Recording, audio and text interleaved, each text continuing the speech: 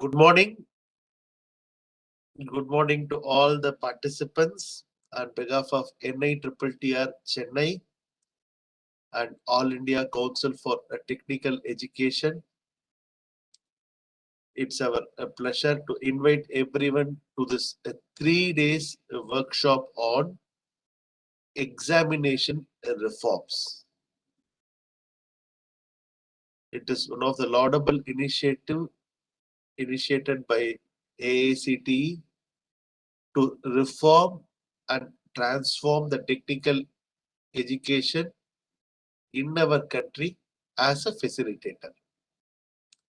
So, as you all aware, NITTTR Chennai has been established by the Government of India in the year 1964 with a basic aim to promote excellence in technical education for both polytechnic and engineering college.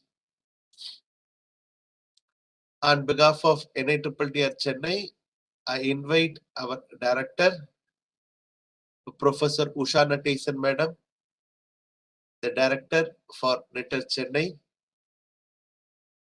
with a vast administration and academic experience spanning over more than 3 decades. Good morning, madam. Welcome to this workshop.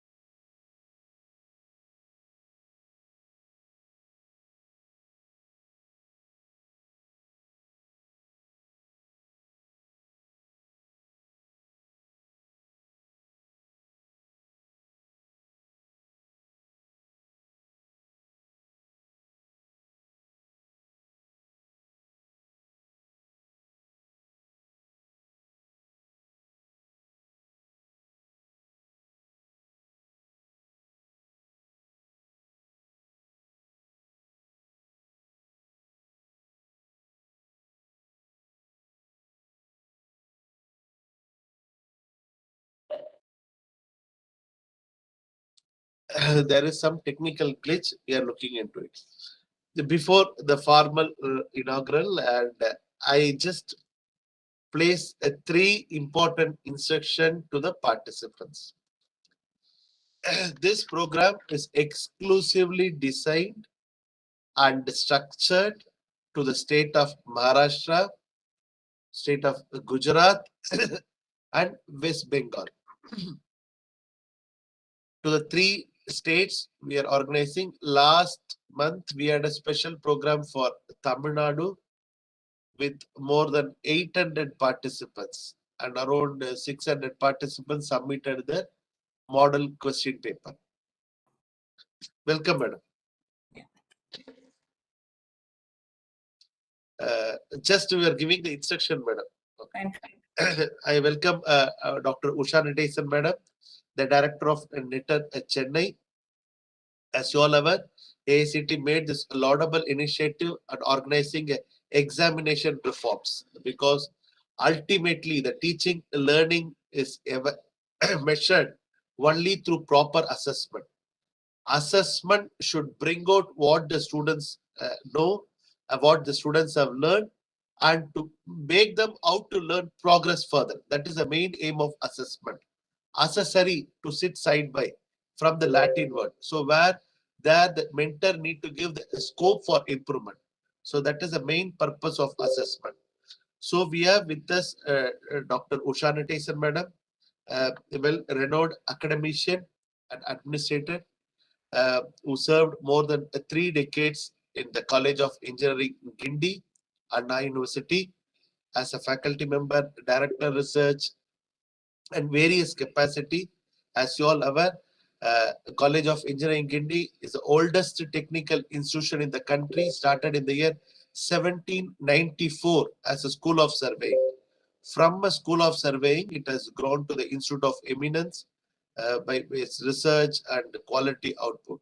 Madam served that institute for more than 3 decades, and Madam also served in AACT as advisor in the approval bureau. Now we are lucky enough to have Madam as a director to steer NITTER to make it into an institute of global eminence.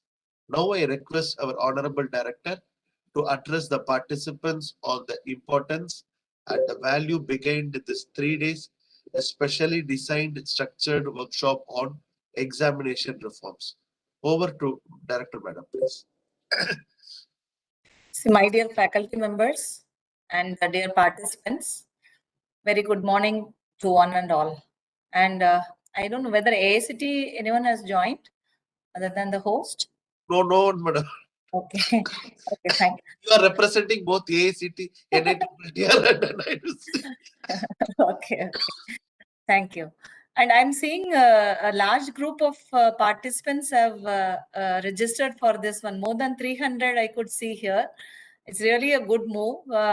Everybody wanted to understand how the exam reforms should be done. See, first of all, we must understand one thing. Why do we need an exam reform? Why we talk a lot about exam reform more than learning aspects.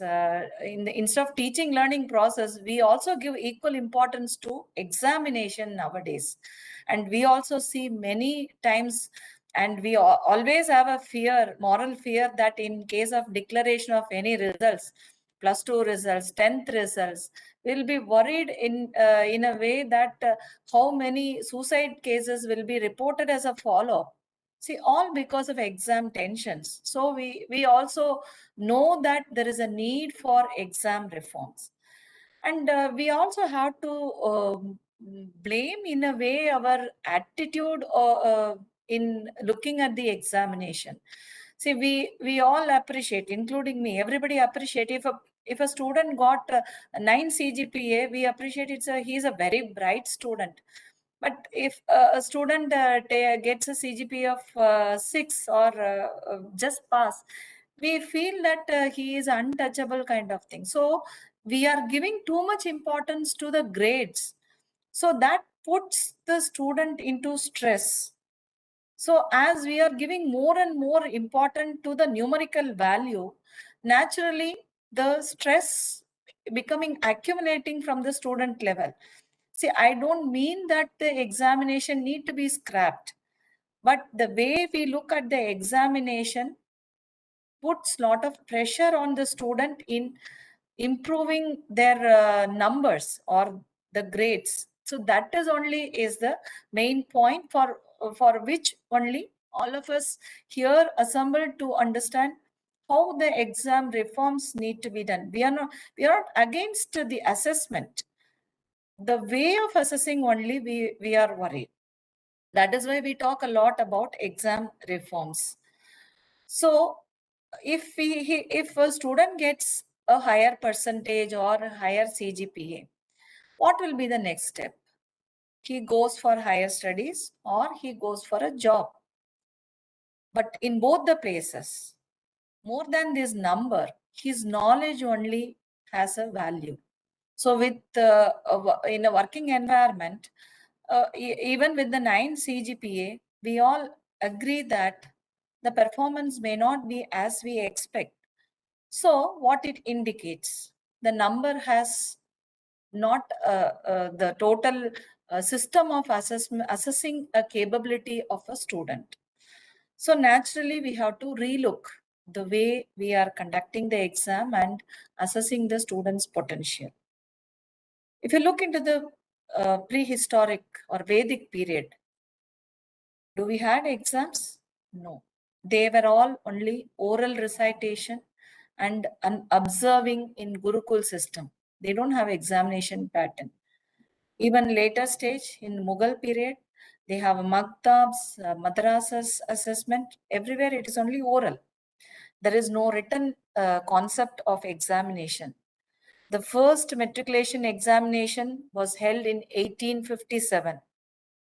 It is mainly due to the British. They introduced the examination system following the Chinese system of examination in 905 AD. So in all our ancient Indian education system, we always believe that listen and keep in your mind. So focus was only for the knowledge, not in the written assessment. So the problem of examination is the most taxing problem in education. So if we can resolve this examination issue, there'll be a great relief to the students and the education will have a very good uplift. There were a lot of committees set up to look into the examination reforms earlier. The oldest Radhakishan committee in 1948, they said if a university is reform, if we are speaking, a single reform that can be focused should be the examination reforms. So later, Mudaliar Commission in 1952 said the examination should be of objective types and internal assessment. And later Kothari Commission 64 to 66 suggested that a certificate should be assessed, given that the performance of the student is being done. Even there should not be any remark that he passed or failed in that certificate.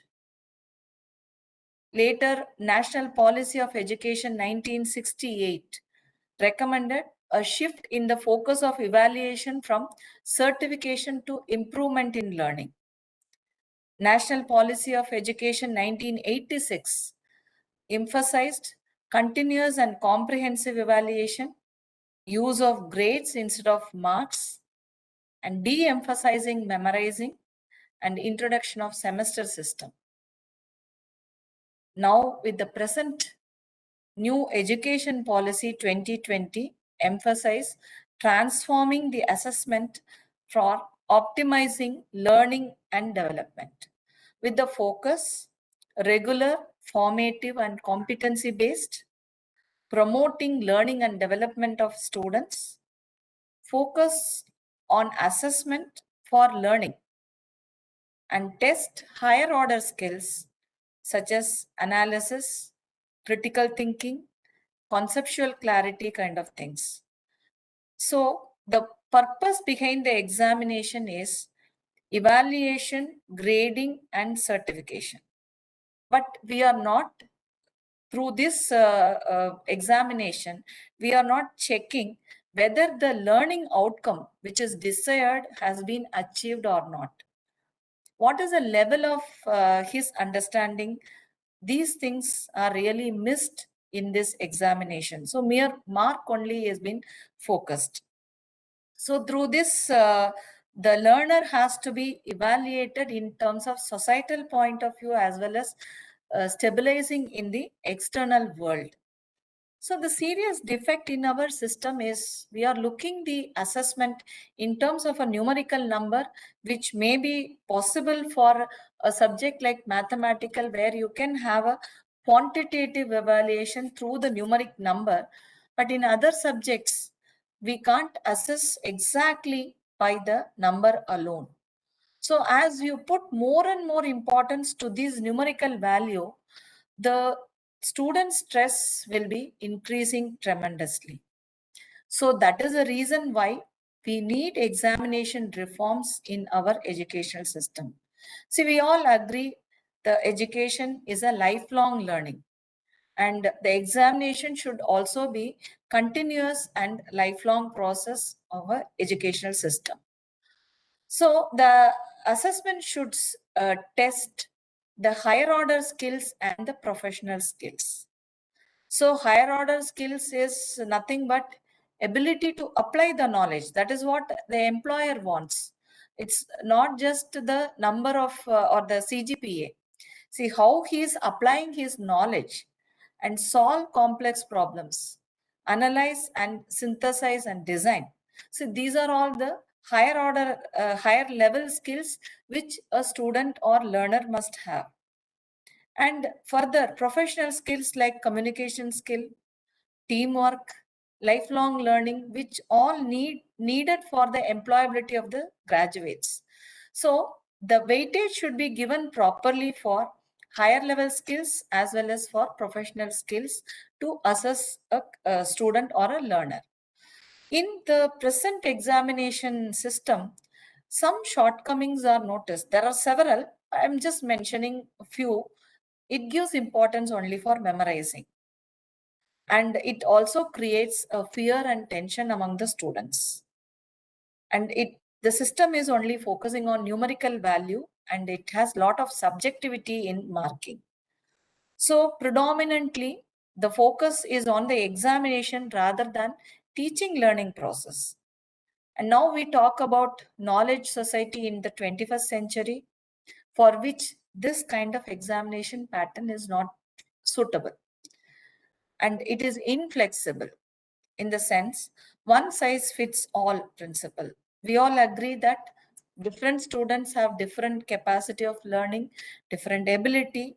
So the examination pattern should also be flexible to assess the different learners and their ability for capturing the knowledge. So the major goal of reform should improve the standard of education and reduce the strain of examination, and the examination value should be reliable and dependable. It should also de-emphasize this numbering system of examination. Even in after examination, if you give a proper feedback for the students, then the improvement in their next or subsequent examinations will be much, much better.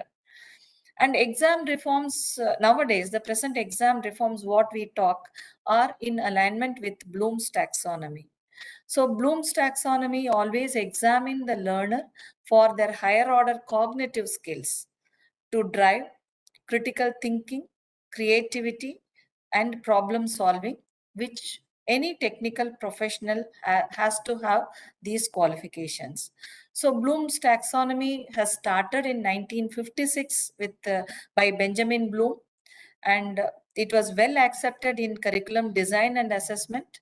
It mainly focused on 3 domains: cognitive, affective, and psychomotor. And each domain, how the learner is performing, is only focused. So accordingly, the evaluation should also focus on these 3 domains to analyze human personality, interest, aptitude, intelligence, and emotion of the students. So when I say aptitude, everybody will agree with me that we don't want a student of very high CGPA, but we always prefer a student who has an aptitude towards learning, so that the molding can be easy. See, why the software industries are employing any engineering students? Why not computer science background alone? Because they want to train the people to their needs. So they have the confidence, even with the different backgrounds, or students who are not belonging to computer science background also, with the proper training, if the student has a motivation or aptitude for learning, they can definitely make him fit for their organization. So aptitude plays a very important role. But where is the scope for assessing this aptitude in our examination system? So that is why these exam reforms should change, so that the professional values should be assessed rather than their knowledge alone. So later on, this Bloom taxonomy has been modified in 2001 by Anderson and David, and it is called revised Bloom taxonomy. And this has 6 levels of domain or competencies, such as remembering, understanding, applying, analyzing, evaluating, and creating. So the first 3 domains, like remembering, understanding, and applying, will be possible to be assessed by our internal assessment and end semester examination. But the later 3, analysis, evaluation, and creation, can be assessed only by the hands-on or the projects or internship experience or some problems solving projects. So through this only, their creativity can be tested. Even while we are talking about the examination paper, So the examination paper should have different difficulty levels. So we all agree that the student's capability is also different. So the level of examination should be also planned in such a way it should cater the ability of all the students. So this setting of examination question itself is an art. So it should have the difficulty part, as well as an average student should also can attend some of the portion of the examination, and a bright student should also show his ability. So the question setting is also having a greater importance when more than the teaching learning and the skills also. So we should also think about bringing up the upper limit for setting a lower order skills. So different subject or course has different levels of knowledge. So if a course has a variety of program objectives, then your question paper should also have a different type of assessment to be included in it. So the question paper setting should have certain percentage for the knowledge oriented questions, and this percentage should also kept varying for different type of courses. So it should not be the same percentage applied for all. So in that context, outcome based education, nowadays everybody talks about outcome based education with program objectives, course objectives, and PI or the performance indicators. So these outcome-based education is in alignment with the Bloom's taxonomy, helps in reforming the examination. So there'll be a course objective, and we have to program objective, and there'll be a course objective. So we have to see that several course objectives are in alignment, so that the program objectives will be met and it can be assessed through the competencies, through the performance indicators. So in this process, the examination system is also getting reformed. So different rubrics are practiced, and different type of open-ended problem solving assignments have been also adopted. So the examination pattern is also keep changing. So the examination pattern should assess mainly the level of learning, and the assessment method should focus on that. So similarly, we can also think of cafeteria approach by allowing different streams of students to attend the other streams if they are interested. So we should not keep the compartmentalized approach, like civil students should not undergo any computer science or other things. So the education system should be flexible enough, so the knowledge, if a student wants to widen in other domains, it should have the flexibility. And examinations also can be a continuous assessment rather than one examination assessing his entire knowledge level in the 6 months period. So teachers are really the nation builders. So instead of making the examination a source of stress for the students, often leading them to take extreme steps, let us make examination enjoyable, which can create a passion in students. I'm sure whenever we are conducting this examination reforms course, I see a large number of teachers are participating. Hope this will improve the examination pattern, and in turn we will really assess the knowledge of the students and the professional skill of the students rather than mere number. And this I'm sure your experience in this 3 days will be helpful while you are going back to your parent organization and doing this assessment.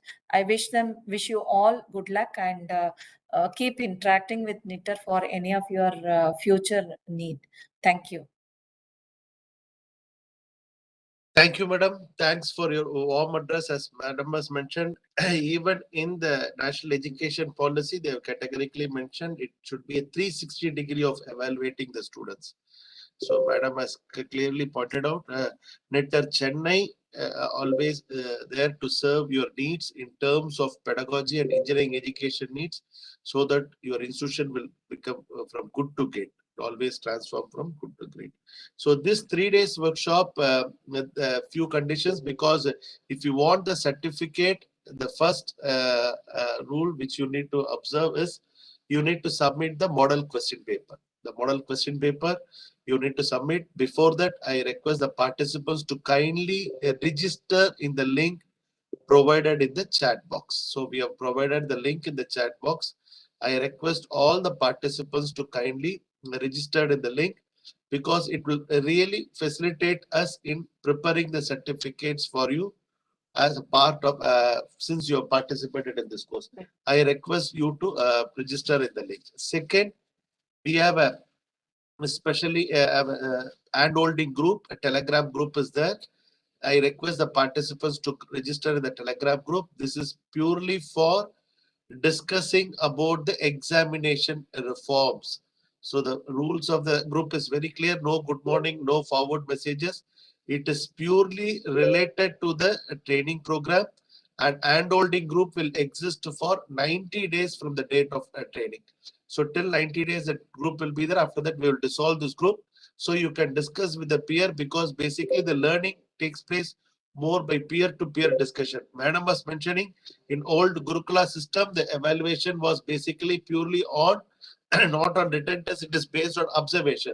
So observation, if we have any needs any clarification, either the mentors or trainers can provide you the clarification, or the peer members can provide the clarification. That is the main purpose of this group. This Telegram group will exist for 90 days, so that you can share your best practice among the participants. Because if you see the Millennium Development Goal number 8 or Sustainable Goal number 17, basically focus on sharing the best practice with other countries or with other people. So if you have any best practice in devising or developing the question paper, I request the participant to share with it, because together we grow. Together we have to transform the ecosystem. Abhijit, you can ignore that. Okay, what is the option one in Google Form? Okay, don't worry, because the Google Form maybe they are transforming. Our team made, because they didn't include the government or private institute, so that they might have created form. Kindly don't look at it. The forms are always perfect. Don't worry, I will take care of it. And with this, in the team, we have 3 faculty members will be associated: Dr. Shanmuganidhi, Dr. Ashish Agarwal, and Dr. Dinesh Kumar, and myself, Dr. Janardhan. We 4 will be working together in providing the content what has been stipulated by AICT with respect to the examination reforms. So this examination reform course basically structured towards outcome-based assessment, or how the outcome-based assessment need to be there. So let's start the presentation. Maybe can we start the presentation, madam? Because the AICT people are not joining it. Maybe they are with the meeting. Only the Saurabh and host are there. We will start the presentation, madam. Okay. Thanks, madam, for inaugurating the workshop, and for the support, because with a short notice, AICT was asking, and immediately our madam agreed, and she asked whether you guys are comfortable, then we will go about it. So it's a completely inclusive approach, because the examination also need to be inclusive. So it should not provide stress to the learners. Similarly, whenever any work we are involving, it should not provide stress to the learners. So thanks for the inclusive approach, and asking us whether can we go with the workshop on 16, 17, 18. So we were very happy to have the workshop on 16, 17, and 18, madam. Thank you very much, madam. So now I will start the presentation, because we will start the presentation. Share.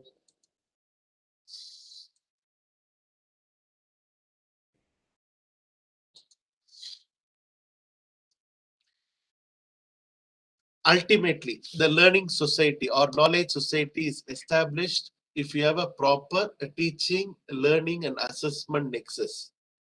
If the nexus is perfectly coined or intertwined, then the established knowledge society will serve the purpose. Because if the assessment is not structured, because yesterday we were looking into the home proctored exam of 176 candidates, I was looking into it. So we were looking how the teachers can do certain things. We are really worried, because when we are looking into the home proctored exam or monitoring system. So this basically provides the assessment will try to evaluate whether the intended learning outcomes is achieved or not. So the main purpose of teaching is to deliver certain objectives. The learning takes place if the outcome is there. How do we know if you have received it with a complete form or not? Okay, one second. Okay, don't worry, Mayumi madam, and I am a pharmacy department. It's for no. It is for AACT approved technical institution examination reforms. For example, this week we are conducting a program for pharmacy and medical fraternity also. This examination reforms, it is for all AACT approved institution, even for pharmacy and management, everything. Sometimes the examples are, we are trying to place all our examples and analogy generic, but it will maybe revolving around engineering because the maximum faculty of engineering. The pharmacy participants are also welcome to attend this workshop, sir. So myself, Dr. Janardhan, and people are can people join or not teaching communication skills? Okay, so don't worry. This one, the chat messages will be answered by my colleague Dr. Ashish. So I'm just referring myself to answering the chat messages. Okay, let me start the session. We have a 3 days workshop. The first 2 days are lecture or the guidance to develop your question paper, and the third day basically we are focusing on the evaluating the question paper. You guys will be presenting the question paper and it will be evaluated or value added by the peers and other expert members.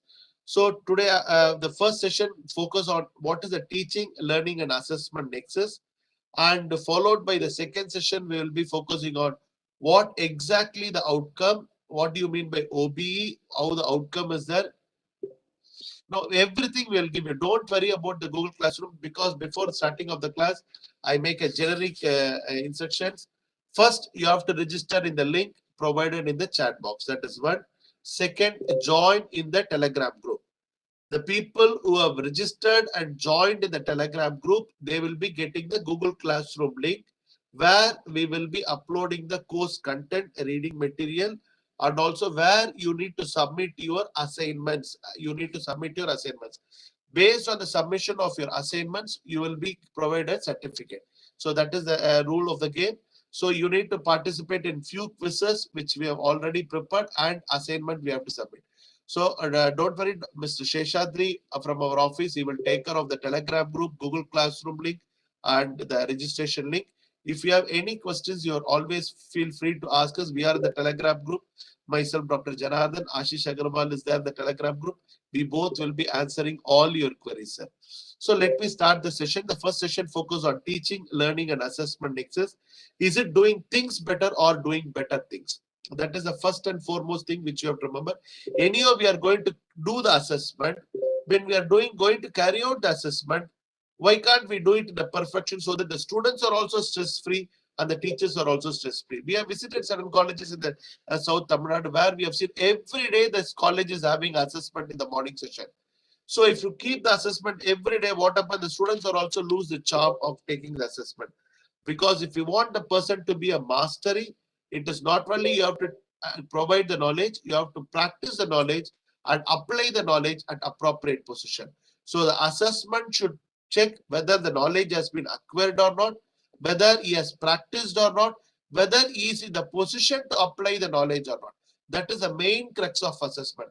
To check whether the knowledge has been obtained, to check whether he has practiced appropriately.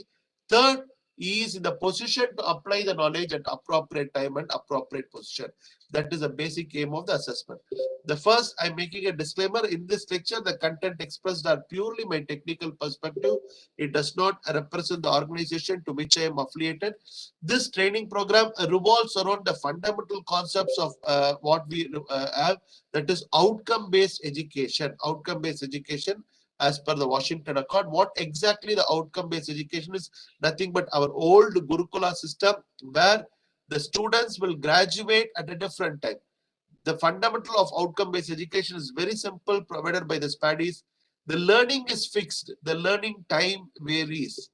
Learning is fixed, learning time varies, because the learning depends upon your own individual capability, your prior environment, how best you are having. everything, different learning styles and everything, it depends. It is not standard. So the fundamental of outcome-based education is learning is fixed, learning time vary. Let me keep a standard. This is the learning which I expect the students to come at the end of my session. But some participants already know certain things. They take less effort. They need to provide only place only less effort. But other they need to make more effort. So they need to make more effort. So it is different. Different game is there. So different items are there. So in such situation, we need to remember it is not the question. All are not going to attend the same time. The time taken by the individual is going to vary. The time taken by the individual it is going to vary. So when we do the assessment, we have to remember it also reflects what sort of teaching learning process we have adopted. If the teaching learning process, what we adopted, if it is perfect, then the assessment is perfect. So the differentiated instruction we need to implement. Scaffolding, how we are going to scaffold, because highly heterogeneous mass. The students, even though they come from the same background, presuming they meet the prerequisite, but they are not of the same level. There always exists individual difference exist. The individual difference, how we are going to acknowledge, that is the question number one. So the individual difference, how we are going to acknowledge, we have to look into consideration. Second thing, we have to see how it has been taken into consideration when we are doing the assessment. So the outcome-based education, the fundamental crux is learning is fixed. The learning time varies. The learning time varies. How the varying learning time is taken into consideration. So that is it. For the certification, as I told you, the participants need to attend all the sessions and submit the model question paper. That is a condition number one. So they have to attend all the sessions and participate. Second, the question paper need to be submitted in the Google Classroom. The Google Classroom code will be shared to the participants who have registered for the course. The lecture notes will be uploaded in the Google Classroom and kindly registered in the link provided. Join in the Telegram group for peer-to-peer discussion and collaboration. Only thing, the great teachers are made or not just born. AICT always take a laudable initiative in transforming the technical education by various initiatives, various schemes, and NITR Chennai is coordinating one such initiative is National Initiative for Technical Teachers Training. The 8 different modules have been designed and developed, and it has also been implemented where the young faculty member less than 5 years experience, they have to mandatorily complete the 8 modules, and also they have to work with the mentors for 6 months. So only thing, the teachers need to be ready for the journey. If you are ready for the journey, we will have a wonderful journey for the next 3 days. And in the outcome-based education, there is no question of are you qualified. In outcome-based education, fundamental tracks, we have to remember all are qualified. Because learning is fixed. Learning time varies. So the learning is fixed, learning time varies is the fundamental we have to remember. In the outcome-based education, there is no question of are you qualified, all are qualified. So what is the first thing? So we have to remember assessment is what exactly the assessment means. Is it something analysis? Is it something auditing? Is it something we are measuring? Something goal, what we have said it has been done, whether it's evaluating, how to measure their progress, how to document it as a result so that the analysis could be made, so that improvement could be given to the students, where we are heading. But now we have to see, now educational institution does not mean student will learn. Because previously we thought library means is this place where the students will go and get the knowledge. Classroom or the repository. Now that is not the situation. Now knowledge is available everywhere. The only challenge what we have is the right quantity of knowledge which makes them from a good to great. So education institution does not mean students will learn. And we need to remember, learning does not mean students will have the skill for the labor market. So see, seriously, because today I might have possessed some skill, but in the labor market that may not be demand, because hospitality course or tourism, which was very famous before pandemic, due to pandemic completely just got disrupted. Because even if I possess the skill, it doesn't mean that I will have the even if I possess the learning, it doesn't mean that I will have a skill for the labor market. Even if I possess the skill, doesn't mean the student will have a job. Because it's not the question of job driven, it is question of value-driven society, where more entrepreneurs and startups are required, and how the goal need to be aligned. So for this, everything we need to have a proper assessment. Assessment is one of the fantastic word from a Latin root accessory to sit side by. We have to remember. So it is most complex root. We have to think about it. One thing we have to remember: are we doing the old things in a new way, or is it a really new thing in a new way? That we need to justify, because something really, it is something new we are going to implement, because it's online. So when it is online, how I need to make the assessment?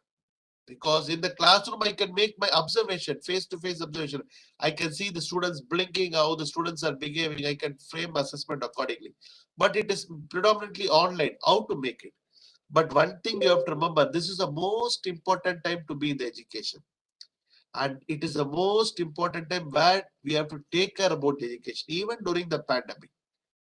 As a frontline warriors, the teachers, they started offering online sessions, engaging the students. They know the value of the time.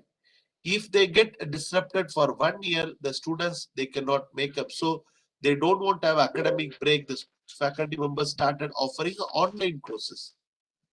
We have offered several online programs. We have trained NIT Tiruchirappalli, all triple ITDMs, Vardhaman Mahavir Medical College, NIT Patna, several institutions, how to develop e-content and offer programs in LMS. Massive manner. 2020, May, June, July, August was a very peak time. We offered a series of programs, and more than 2,000 people we have trained.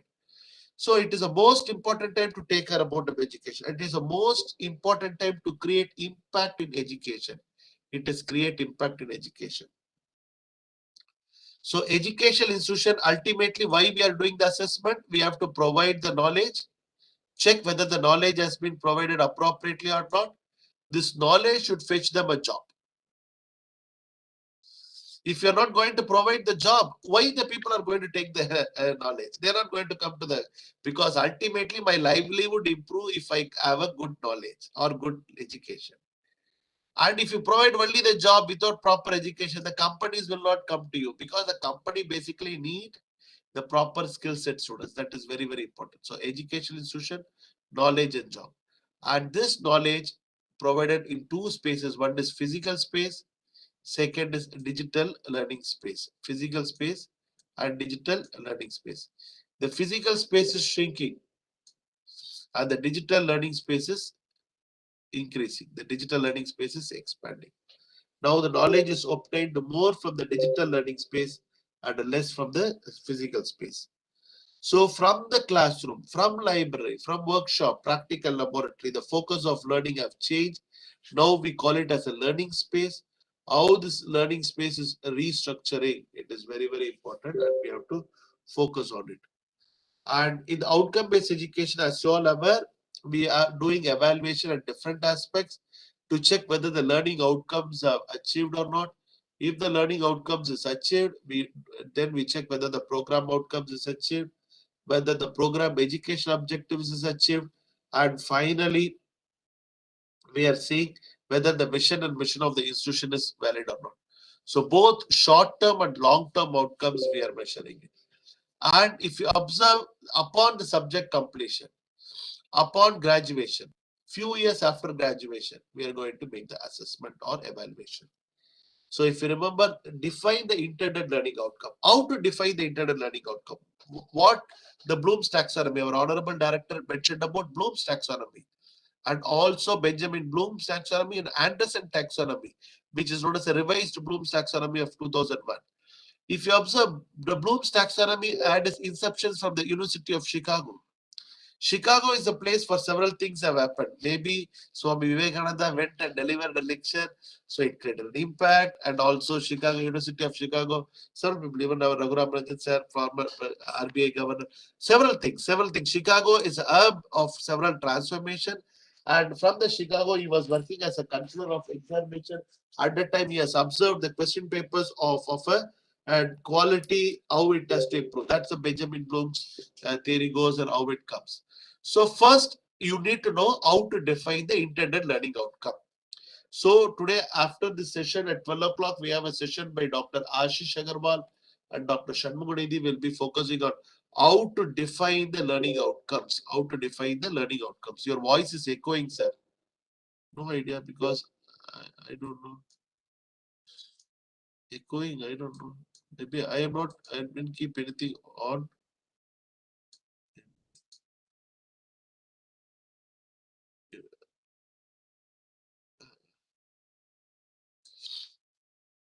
Mute all option. Because I don't know, sir. Maybe okay. Only one thing is okay. Please continue. Okay, it's clear, sir. Okay, thank you. First, we have to know how to define the intended learning outcomes. Intended learning outcomes are defined based on the Bloom's taxonomy. There are different taxonomies are there. Since the education reforms document talks about Bloom's taxonomy, we are sticking to Bloom's taxonomy. So defining the intended learning outcomes. And second, we have to choose the teaching or learning activity which will facilitate in attaining the learning outcomes, because the learning outcomes cannot attain as such. We have to select the activities which will facilitate us in attaining the learning outcomes. So we will be focusing on what are the different types of assessments are there. The assessments are not same for everything, but what happened predominantly we are using a pen and paper based of assessment. There are different types of assessment are there. If you are going to teach the procedural knowledge, the assessment is entirely different. If you are going to teach the principal concepts rules, assessment is different. If you are going to teach or intended outcome is to focus on attitude domain or affective domain, the outcome evaluation is different. If it is a skill perpetual mode track, evaluation is different, assessment is different. So the teaching learning activities that lead to attaining outcomes we are going to need, and how the match was intended and arriving at a final grade. So ultimately that is the aim, because for a fair selection, everybody has to have take a same exam. If you climb the tree, it may not be successful because each one is having its own inner potential. So how best we have to bring them to the same line, that is the major focus of this thing.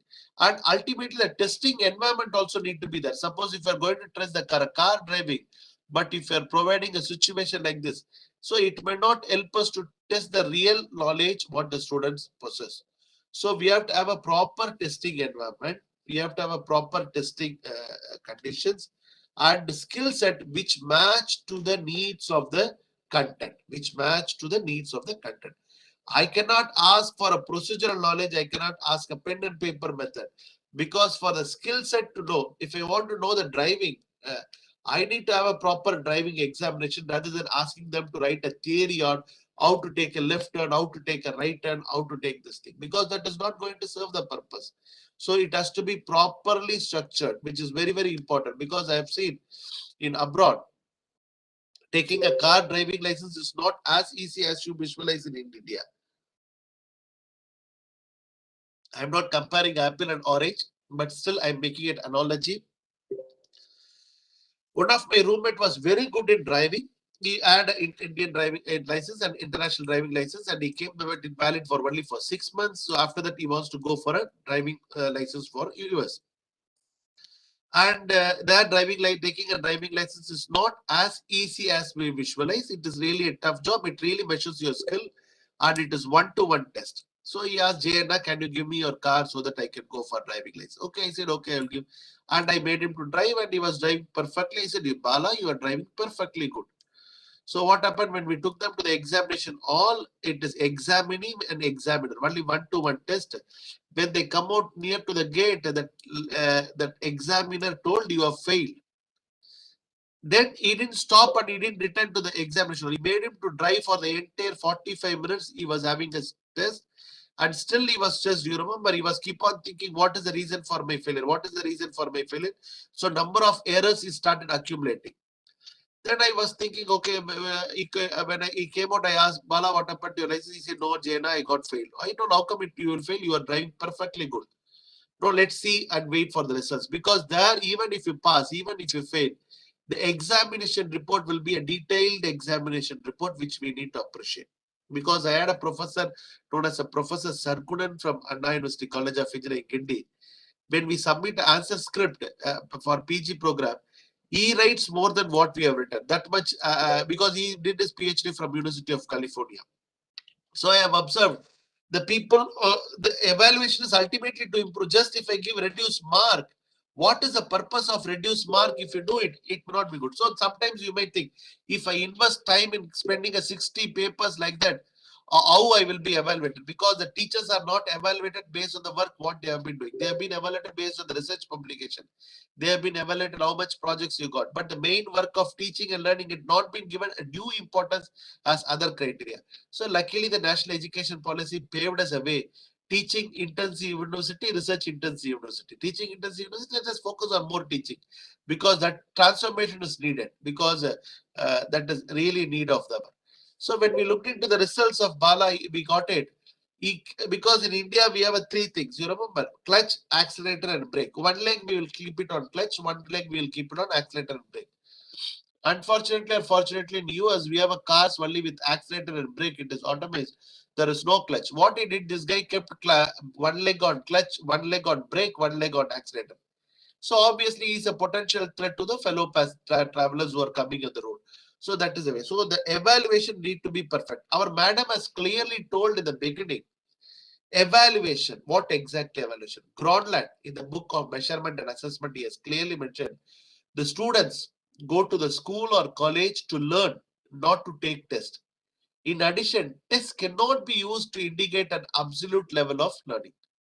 All tests can do rank students in order of achievement, and the relative ranking is influenced by, remember the relative ranking is influenced by guessing. Relative ranking is influenced by guessing, are also bluffing, and the subjective opinion of the teachers during scoring. We have to 100% accept it because sometimes the students might guess from some bluff. We were correcting 60, 80 papers. Error is human, forgive is divine. So they influenced by guessing, bluffing, subjective opinion of the teacher during the scoring. The teaching learning process would get away with the test and depend on students' self-assessment. Very, very important, student self-assessment. That is the reason in our national education policy 2020, the weightage of student self-assessment is also given a weightage. Let us give 25% weightage. The reason is the students are not in the position to evaluate them. That is the reason they have been given stress. That is the reason they have been taking extreme stress, steps towards a failure. So if you want to properly have assessment, the student should be in the position to do the self-assessment. For example, I used to go as an examiner to the various institutions for the BTech, MTech thesis. Suppose at the end of the 5 hours, if we ask how much mark you expect, the student simply will tell 100 marks, 95 marks, 99 marks. But because some people will tell clearly, sir, you are there to give marks, so why to worry? So all because the students are not in the position to make a self-evaluation, that becomes a problem. That becomes a problem. That becomes a problem.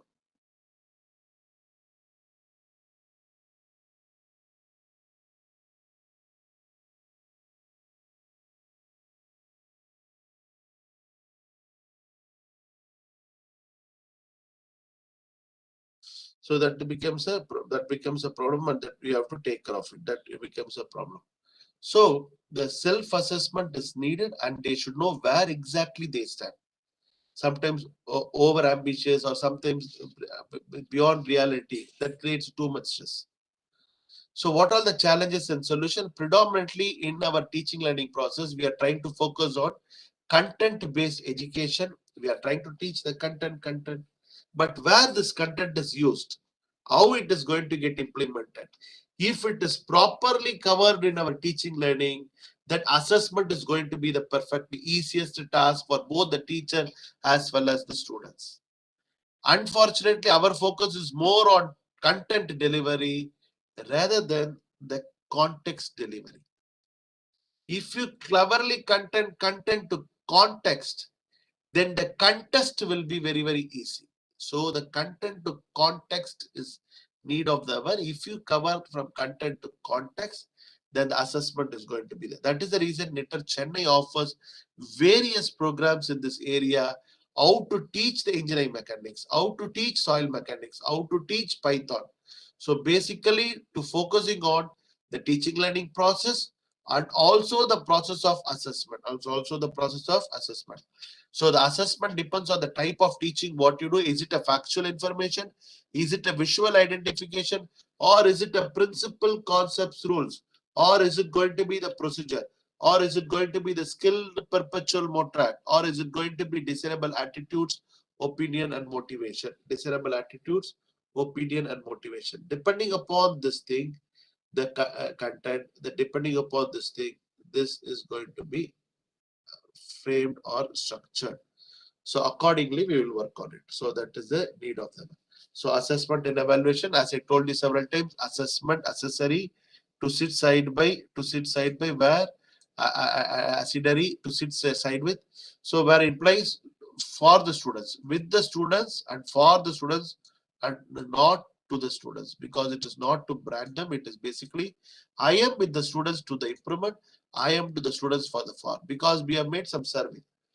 When you see any youngsters, when they have any skill set, when they see any new people, they want to exhibit the skill set. That is the nature of any human being. If I have something unique, I want to always exhibit my unique strength through the individuals. But when it comes to check whether they possess the individual strength, the students are getting stressed. Then there is some problem with the way which we do assessment. That we have to remember. So assessment is process of measuring something with the purpose of assigning a numerical value. And evaluation is nothing but that numerical value with some benchmark. We are going to compare and provide some information. They are not one and the same. So assessment is nothing but quantitative description of student performance and qualitative description of student performance. Quantitative and qualitative. Suppose if I ask you, suppose if I come to Maharashtra, I have taken a Sabudana Khichdi because I enjoyed Sabudana Khichdi when I came to Symbiosis, Pune, Sandeep University, Nasik. So we came to several places in Maharashtra. So we have observed when I tasted Sabudana Khichdi, it was excellent to me. But for someone, it was not excellent. Maybe the qualitative assessment depends upon your prior experience. But quantitative is different and qualitative is different. So assessment is nothing but it's not only a quantitative, it is also quantitative description of student performance and qualitative description of student performance plus value judgment. If you do value judgment, it becomes an evaluation. It becomes an evaluation. So assessment is the art of students' experience. If you want to change the student learning, basically we have to change the method of assessment. If you expect the students to change a different pattern of learning, change the pattern of assessment. Obviously, the learning will take place. Since you are doing assessment by by-hearting method, a rote learning method, so obviously they are resorting to those method of learning. If you adopt a different pattern of evaluation, obviously the pattern of learning is also going to get changed. So what the students learn, will they access not what is there in the curriculum, and the trick is assessment task mirror what they intended them to learn. So there are different types of assessments are there. Diagnostic assessment, formative assessment, and summative assessment. Diagnostic, formative, and summative, how it has been taken. For example, if I come to Maharashtra, I like the Sabudana Khichdi and Sabudana Vada. Okay, let me take Gujarat also. Dokla. I want to enjoy the Dokla. So what I want to do, I came to one of my good friend who is there in Gujarat, Ahmedabad. I want to visit this place. And he knows I like Dokla. So what he does, okay, he invites me to his house. Janardhan, come to my home for evening coffee. Okay, I said, okay, I will come. When he said, okay, I will prepare Dokla. What he does before preparing a Dokla, Surya Vamsri, please share this PPT. So what they do, Dokla, so they check in a kitchen where the ingredients to prepare Dokla is available or not. The chickpeas or rice, whatever they want to do the ingredients, they check whether it is available or not before starting the cooking, because he wants to know everything is there, then he kickstarts the cooking. That is the first condition. So he does the formative assessment. Would you get this presentation? Of course, we will share it in the Google Classroom. Don't worry, madam. We will give it. Its recording is also AICT is making. We are doing it. It will be shared. Okay. and the formative assessment. So during cooking of dokla, he tastes in between whether the dokla is perfectly made or not. Okay, good. If it is not perfectly cooked, because during the baking of dokla, he keeps and he keeps some fork or something to check whether the dokla is baked properly or not. If not, let it bake for 5 more minutes, 10 more minutes. Finally, he prepares the dokla and keep it, and I come there and with the mint chutney, I taste dokla. Awesome dokla. I enjoy the dokla. That is summative assessment because someone is going to do the assessment. Formative during the process, diagnostic before to the process. You remember? If this formative and diagnostic is perfect, the summative is going to be a perfect. Product is going to be the perfect. If the proper process is not assessed proper, the product assessment is not going to live. That is the reason after pandemic, we have decided to more emphasis on the process assessment, sir, which eventually make the product assessment perfect. Nowadays, what happened? The students are not focusing on process assessment. They want to focus on the product assessment. Let them get a good score. Let them get a good mark. That is my idea. But luckily, the NEP 2020 baked Parag, that is 360 degree. Netter Chennai made a course for 8 weeks on student assessment and evaluation, which really structured on how the diagnostic assessment, how I need to make the diagnostic assessment, how I know how to kickstart it. What is the fundamentals which you need to think in the formative assessment? How the summative assessment will yield effectively? Is it a quantitative or is it a qualitative? Is it a rubrics which plays an important role? How to make an open book examination? Everything I need to structure appropriately. So that is the main focus. So basically, the preparatory assessment is assessment to learning. To cook dokla, what all the things are there? Assessment to cook. Diagnostic. Assessment for learning. Assessment for how I cooked the dokla. That is a formative. Assessment of learning. That is a product. So whether the dokla is perfect, I came and enjoyed dokla, awesome. Dokla I can take or sabudana, vada, kichadi or rasagulla. The 3 states. Okay, rasagulla doesn't belong to West Bengal or Orissa. The court case went to Orissa because Krishna likes rasagulla. So Puri Jagannath. So that is it. But still rasagulla is also famous in West Bengal. Okay, let me take rasagulla or dokla or sabudana, kichadi or vada, whatever. It is assessment to learning, assessment for learning, assessment of learning, sir. So that is the need of the. So to look for the predictable difficulties, because why we have to do the assessment before? You have to remember outcome-based education. What is the crux of outcome-based education?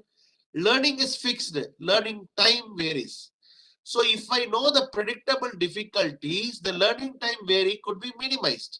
I can do the scaffolding. For example, if I have certain difficulties, what I can do, I can augment myself or I can provide proper scaffolding. If I'm not listening properly, we are providing this video. What we are going to do, we are going to share this video. You are going to listen to second time, third time, or third or second time. Okay, then you might get the meaning. So assessment, diagnostic assessment basically focus on what are the possible predictable difficulties, because my kitchen, I have started making a dokla. If I'm not seeing the properly this thing is there, then I cannot go to the stores. I cannot procure during the process. It delays my process. Basically, diagnosis the strength and weakness. What happened in University of Illinois, where I graduated page, you've observed Professor Lemke's course. Awesome course on engineering mechanics, statics. I volunteered to be a TA for that course. Awesome. You will enjoy the course in which how it has been taken, statics, engineering mechanics. It will be, it comes like a water from the dam opened up. It with more pressure it comes. The reason is you have to remember, you have to know the strength and weakness of the system. For that only we are doing the diagnostic assessment. So properly we have to do, because when you keep something prerequisite, the students should possess that prerequisite. If he even failed in the prerequisite, then what is the point in him attending, making him to admit to the course? In India, I have observed, because they keep for structural analysis one, if you want to enroll in civil engineering, prerequisite is mechanics of solids or strength of metals or engineering mechanics. But this guy would have failed in that subject. He will come to the structural analysis. By default, it is there he is going to fail in the structural analysis one. Because last week I was taking a complete health checkup. I was saying certain parameters are above the limit. Then I was telling to doctor, so this many parameters. He told only if this test is above limit, by default, all these parameters will be above the limit. So it all depends upon the prerequisite. So diagnostic assessment will check whether the prerequisites are perfectly done or not. If it is perfectly done, what way I can diagnose the strength and the weakness, that is there. So to provide the feedback to the students to improve their learning, to provide a profile what the students has learned, to help the students to develop the skills for the self-assessment, to motivate the students possibly through goal setting. That is the important level. Then summative assessment to check whether the students pass or fail, whether he qualified or not. Because you have to remember, in the outcome-based education, we have a norm reference evaluation, criterion reference evaluation. Norm reference evaluation, what we mean is, in the class of 60, okay, let me take the maximum score. From that, I will keep the average, standard deviation. Average plus twice the standard deviation is the top mark. But if you take any military evaluation or military, that is a criterion reference evaluation. Suppose if I'm keeping the wall, this wall the student need to climb in order to qualify for the examination. If he is not climbing 100%, because the 10 candidates came for the examination, the first candidate climbed up to 90%, then he failed. And rest of the people climbed to 50%, 30%, and 60%.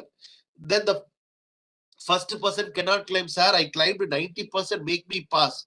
No, the criteria has been fixed. Criteria has been fixed. If you climb 100% and jump, then only you are pass. No, among this group, I climbed 90%, rest of them are 40%, make me pass. Not like that. So to make them a criterion referenced evaluation, to pass or fail, grade or rank, to select for the future courses, to predict the success, to motivate the students. So these are the conditions which we do it. And basically to license to proceed. Okay, we are giving them a license. Oh, you proceed. You are qualified. You are qualified from the Gurukula. You know you can venture into your life. To license to practice. To select for a future employment. To predict the success in the future employment. So this is what we are doing. So that is where if you see PEOs, we do the assessment after 3 years of their graduation to predict the success in their future employment. Because now I predicted how I predict the success in the future employment based on my past outputs. So I made a theory. Okay, if the students, if they possess this much skill, then our madam has clearly told in inaugural address. If you observe, IT companies, they just take any engineering background. The reason is they are checking whether the analytical background is enough. If they have a proper analytical knowledge skill, they will be in the position to easily to take over the subjects. That is that. So to license to proceed, license to practice, to select for future employment. So what are the ranges of assessment methods? Next 2 days, you will be introduced to different methods, how to form the short questions, answer and combination. I have written a chapter with Professor Kunjana Kaisak sir, which will be uploaded into the Google Classroom. How to frame the multiple choice question. Because yesterday myself and Dr. Ashish Agarwal, we were debating all the above or none of the above. Is it a correct way of keeping a multiple choice question? There are different theory exists. We sometimes prefer we should not put all the above, none of the above. The students will by default will take it. But Ashish was still suggesting, Janardhan, it can be also a distractor to them. So we have to prepare. How we have to prepare the distractor, it also plays an important role. So we have to have a clear-cut idea. Is it none of the above or all the above plays an important role or not? That is needed. Open book exam, multiple choice questions, coursework, how to project the reports and projects works. We are going to teach about rubrics. In the evaluation, the third day, during the question paper evaluation, we also focus on difficulty index and discrimination index. Very, very important parameter. When we go for academic audit, we go for several institutes for academic auditing. North India also we can travel to several institutes. But nowadays it's online. We are always available online to do the academic audit. Because in academic audit is a mandate of several institutions. So NITR Chennai also does academic audit for various institutions like accounts auditing. Because we are the pioneer institution in the country to carry out the academic audit, to make the faculty members check whether the education system is going in a perfect direction or not. So for that purpose, what we do, we use to evaluate the question papers, also the answer scripts, top answer scripts, middle level answer scripts, failure answer scripts, to check whether the question paper is by default it is quality question paper or the evaluation is perfect, how the lesson planning is different, everything. So we'll also focus on those items: difficulty index, discrimination index, and portfolios, presentations, and peer assessment. All these things, different varieties. Tomorrow and day after tomorrow, we are going to focus. I request the participants to kindly cooperate and ask your questions. Feel free to question us in the Google Classroom and Telegram group. So assessment criteria, we are going to give it to the students before, and what outcomes you are going to measure. And student, if they do not understand the criteria, then it's going to create a problem. So why the students fail? Because they didn't understand the criteria. That criteria are not told to the students. Criteria is not matching the task and outcome, and how the state learning outcomes are going to be there. So MCQ is a perfect node. Assessment overload. Several assessment, it is giving overload. Insufficient time, because sufficient time comes only when you practice. You remember CUP cup. The assessment basically depends on how they concentrate, how they understood the subjects, how they practice the subjects. Cup. CUP cup, you remember. Cup is for victory. When they give victory, when they have a concentration, when they understood the subjects, when they practice perfectly. So the cup. So we are going to give the cup to them for winning. Too many assignments with the same deadline. So insufficient time for the staff, because if you're not going to evaluate the assessment also, then it's going to be a problem. So absence of well-defined criteria and undue specific criteria. So these are the conditions which you have to remember. And this criteria need to get evaluated appropriately. What are the outcomes to be assessed? Today afternoon, Dr. Ashish Agarwal, now at 12 o'clock, he is going to start the session on outcomes and how we are going to measure it. The capabilities, implicit and explicit in the outcomes, and methods of assessment chosen consonant with the outcomes and the skills, and relatively effective in terms of students' time and stuff. So what are the alternate assessment available? Does assessment specific task and outcome? Are the marking sheets are criteria? So give the proper feedback, directly linked to the student's work. Timely feedback is very, very important. Check whether the feedback has been learned by the student and it is implemented properly so that he avoids a mistake, and sufficient time is given for implementing the feedback. So always give a positive feedback, no negative comments, because yesterday myself, Ashish, were discussing why in US we are using only black pen, no blue pen or red pen. Red pen, the students were, TS will not evaluate using red pen. What is the reason? We were discussing because we don't want to distract or give stress to the students. So does it clearly prioritize the areas of improvement, or it focus on action points? What students should do next time to improve the next time? So that is that. Madam, I'm in a class, madam, I will call you, madam. So I'm in a class, madam, I will call you, madam. Regular formative and competency based, promoting learning assessment, assessment for learning, testing error skills, and exclusive. So 360-degree of evaluation is the main focus. AICT examination reforms, we are coupling with NEP 2020. Cognitive affective psychomotor assessment, self-assessment, I told you in the beginning. Second, assessment by the teachers, the peer assessment, assessment from the parents. So all these 6 things we are going to take into account so that the perfect human being to the society. It is not the individual we are going to, because one of the graduate attributes, engineer in the society. Please go slow, sir. Finding very Ashish. Okay, okay. Because it's already 12 o'clock. Ashish has to take over the session. That is the reason. Sorry, extremely sorry. Self-assessment. It is the first and foremost, as I told you before, an assessment by the teachers, the peer assessment, and assessment by the parents. So all the 360-degree evaluation we have to take into consideration. So as I told you, recollecting once again, there are 3 types of assessment that are there: diagnostic assessment, formative assessment, and summative assessment. In the outcome-based education, the learning is fixed, learning time varies. Assessment is nothing but a qualitative measurement plus quantitative measurement plus value judgment. Assessment made prior to instruction, assessment made during instruction, assessment made on the completion of instruction. All the above is a comprehensive assessment. What is the future again? It is impossible to predict the future with great accuracy. We never thought pandemic will come. We never thought our teaching learning process will change. I never thought I will be addressing to 400 participants from Maharashtra, Gujarat, and West Bengal by sitting in Chennai. So now everything is possible. 5G is going to come, the revolution which we are going to change. But ultimately, we have to remember, assessment is not making your path comfortable. We are still walking a difficult path, but we are making a student's learning path comfortable. Students' learning path is comfortable. That is very, very important. That is a major focus of this education reforms workshop coordinated by AICT and implemented by NIEEE Chennai. So the students live with technology. So we have to make the students test and teach with technology, tap the energy the students bring into the class. What is the next step for you? The next step for you is think big, and we have to learn about what is outcomes, what is the difference between objectives and outcomes, what exactly by Bloom's taxonomy, as madam was mentioning, knowledge, understanding, application, analysis, synthesis, and evaluation. Old Bloom's taxonomy, or remember, understand, apply, evaluation, analysis, evaluation, creation, modified Bloom's taxonomy or revised Bloom's taxonomy. So we have to think big. We don't have a choice whether we do ICT. The question is how well we do it. How well we do it. That is the big question which you have to remember. I am in a meeting, sir, class. I will call you in 5 minutes, sir. So without collaboration, there is no creation. When we do assessment, let us collaborate with them. Inclusive approach, as I mentioned in the beginning, inclusive approach will lead to transformation. Inclusive approach will lead to proper ecosystem. So if the ecosystem is good, the knowledge society will be better. So with this, you have to have the awareness. This 3 days workshop will provide you the awareness. Awareness should lead to the consideration. Consideration should lead to the adoption. Adoption should lead to the innovation.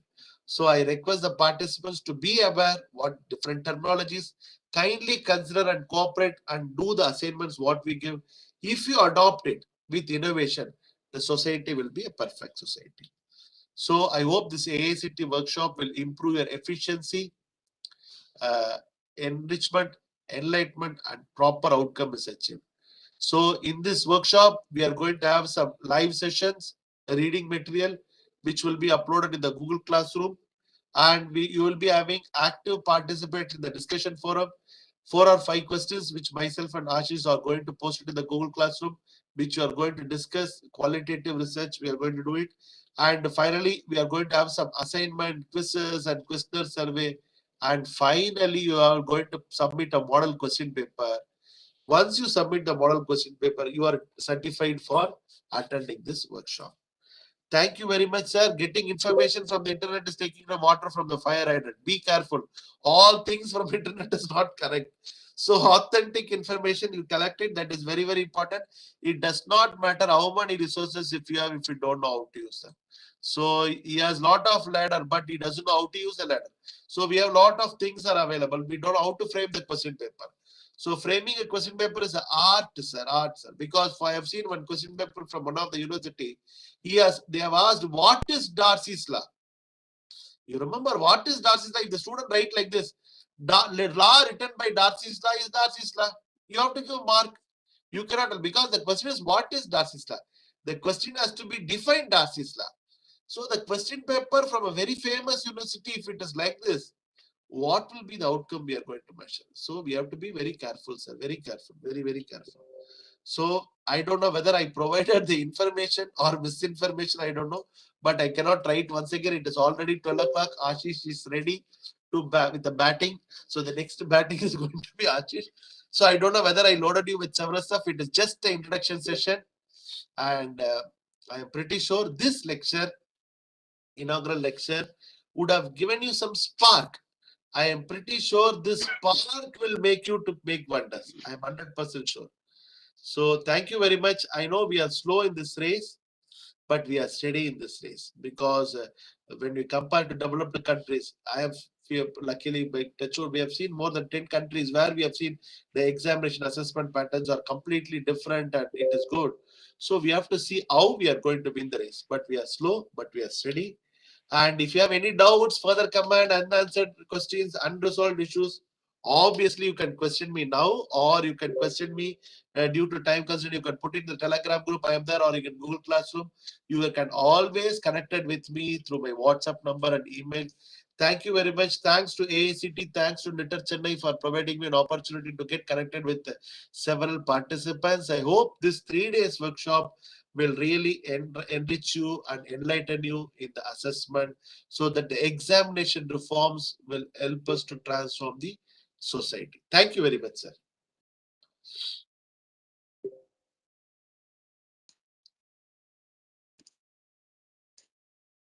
Okay, so now we have about a 15-minute break. Thank you, Dr. Janardhan. Thank you, Ashish. So what we will do is we'll take a 15-minute break because I guess people must be tired sitting in their seats, so they can stretch a little bit, go to the bathroom. And then after that, I'll continue the session and talk about graduate attributes, outcome-based education. We also have a small quiz that I will give the participants. So yeah, so we'll take a 15-minute break and then resume at around 12:15. 12:30, no, it's 12:15. Okay, 12:15. Okay, so super. we can do 12:30 actually. That's nice. No, 12:15 because you have to go for lunch 2 o'clock because they cannot wait till 2, no, because it's the same. Okay. So maybe we can give the Google Classroom link in the Telegram group, Dr. Yeah, we Ashish. will try to do that. I still want to make sure that people have registered. So I will, what I'll do is I'll wait for a little bit more and I've created the Google Classroom. It's just a matter of. I created a Google Classroom, Ashish, like last time. I have added you also as one of the co-teacher. Oh, you okay? So then we'll just use that one. Because last time we had the same thing, I copied and pasted so that materials are available, same materials. Okay, that's fine. Okay, the posters, everything we made it the same time. Okay, no issues.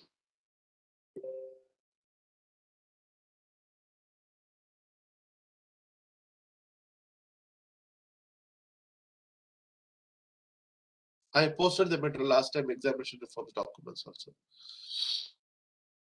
Okay, I have joined the Google Classroom. Okay.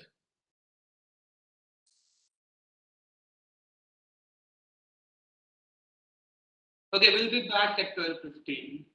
Okay, thank you, Ashish.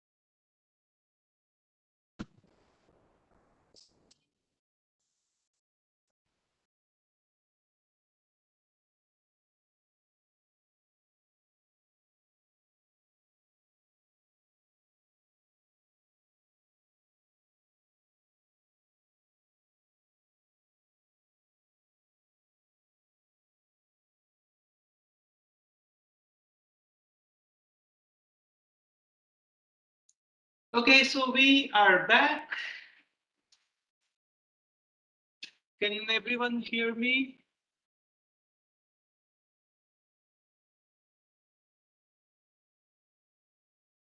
Okay, so we will now, for this part of the session or the second half of the session, focus on how to write outcomes. Right? You have courses that you teach for which you are assessing students, but how do we actually know how to assess students if we do not know how to write outcomes? What is it that the students should be able to do or achieve? That's the first thing that we have to think about. And that is where we can start talking about outcomes. And once we start talking about outcomes, that is where we can start talking about assessment. What is the kind of assessment that we want to give to students, right? So that's the that's the first thing that we need to think about. Now, before I get to talking about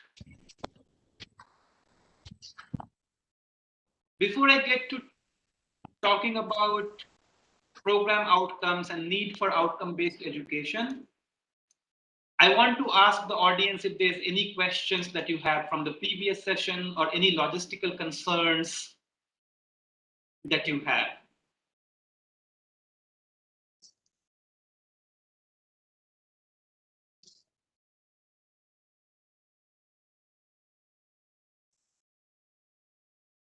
Some people are saying that you want a Telegram group link. Let me give that.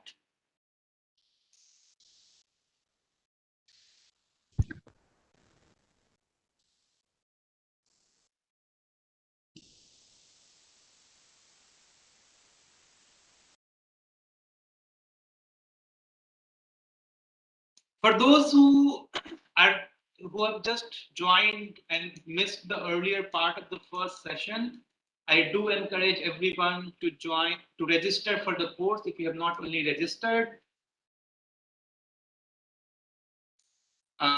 If you are not registered for the course, it may be difficult for us to issue you a certificate because at the end of the course, when we issue certificate, we'll match against whether you have registered for the course, right? So there are a few requirements. Everyone needs to register for the course. Everyone needs to join Google Classroom and submit the model question paper. So these are some of the requirements that need to be fulfilled by all of you. So make sure that you have joined the Google Classroom. Make sure you have registered for the course. So Nikhilesh is asking how to complete the registration. So I just put the link for Google form. You click on that Google form and then it will lead you to registering for the course. It's a 2-minute form. It hardly takes 2 minutes to complete.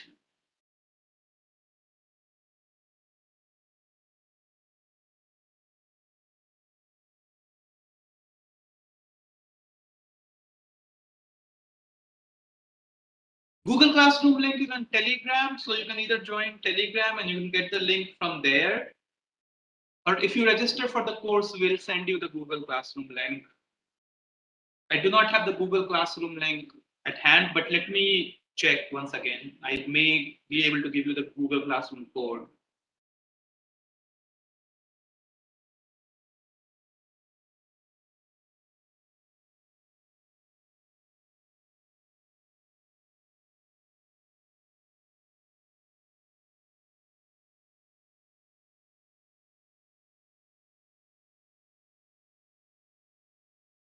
Janil, the new exam reforms document uses the updated Bloom's taxonomy, and the new exam reforms document has been updated on Google Classroom. So if you go to Google Classroom, you will be able to see the new exams reform document.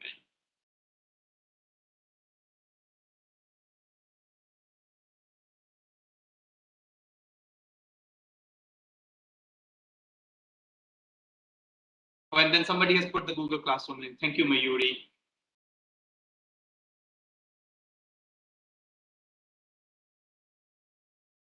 And when you join Google Classroom, it may prevent you from joining if you are not using, if you're using your institution ID, it may prevent you to join Google Classroom. So then use the other Gmail account for this.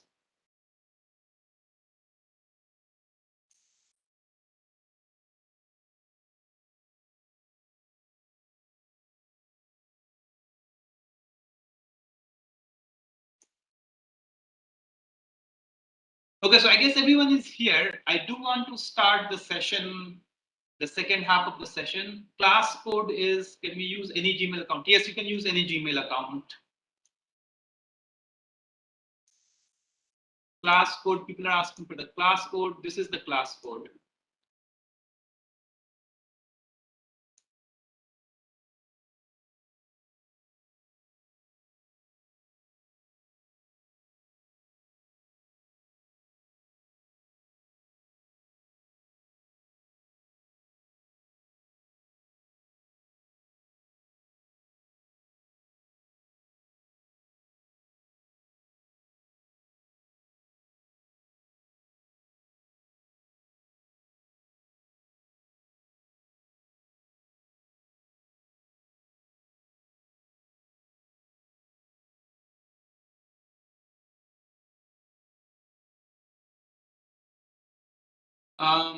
Let me see if I can give you the link.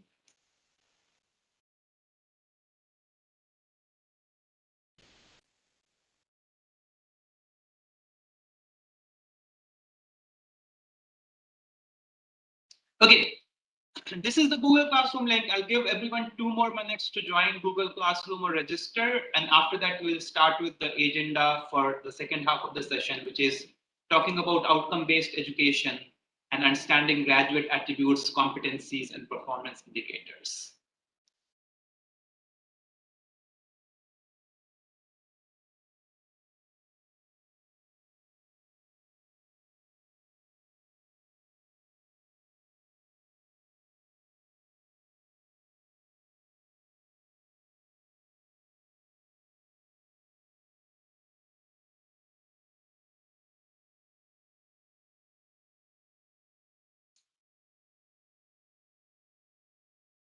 Aman, I'm sending you the registration link once again. Just wait a second.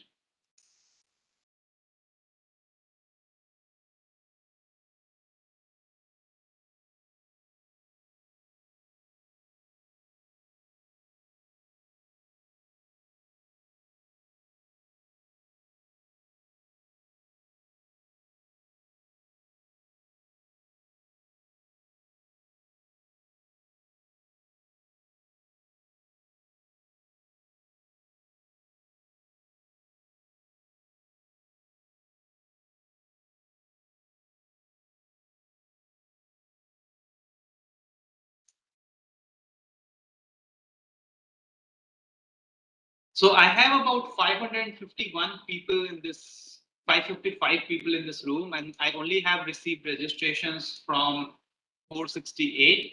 So if you do not register, we might have issues in issuing you a certificate. So please do make sure that you register for the course.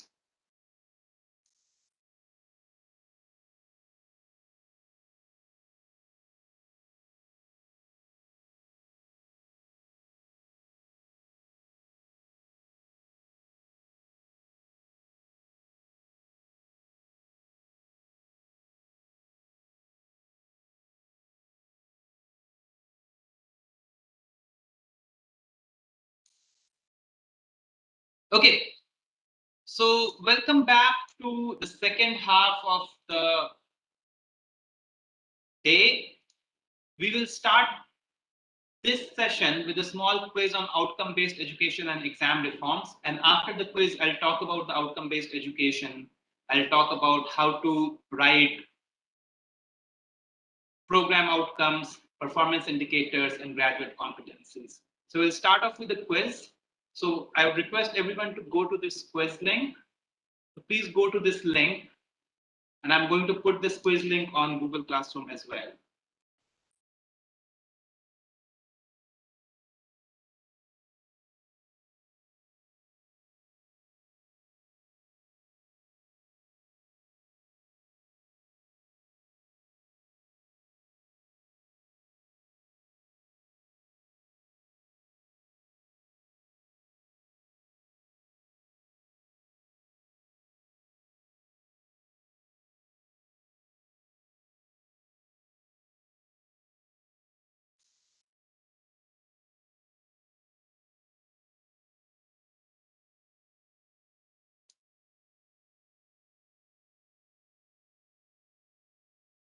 Yes, Praveen, that should be fine. If your ID mentioned in the Google Classroom is different from the registration form, that is fine.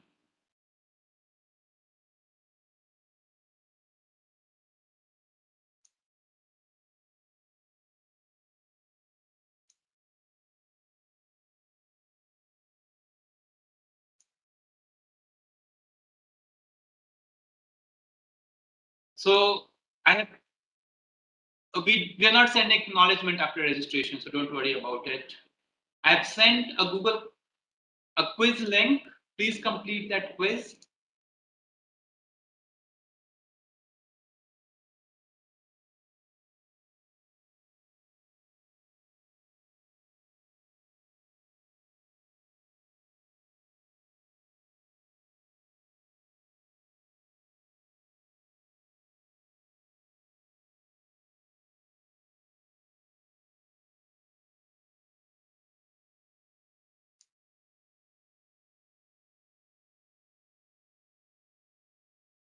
We'll just put the quiz link in the chat box.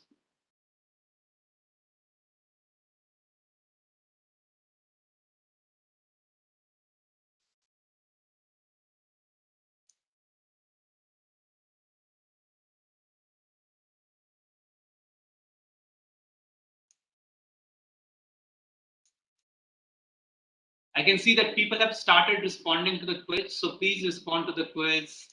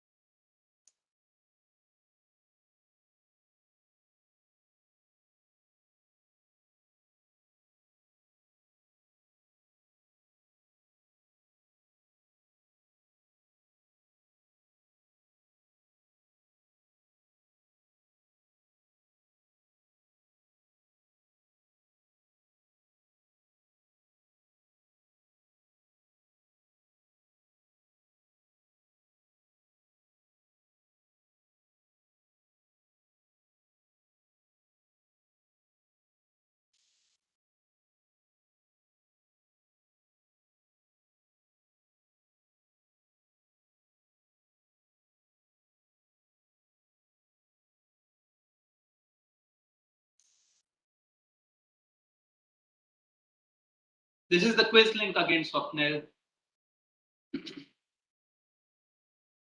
Nikhilesh, this is the quiz link. I've just put the quiz link.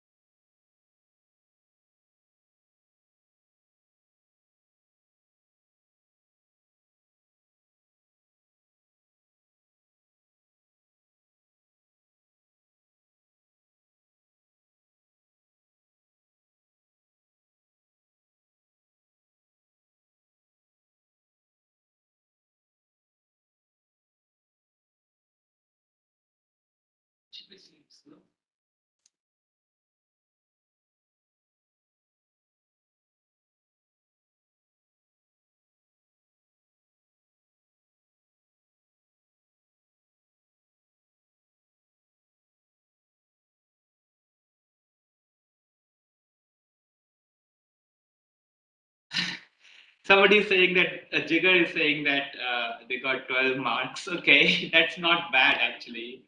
The last time I did the quiz, I was told that it's a difficult quiz.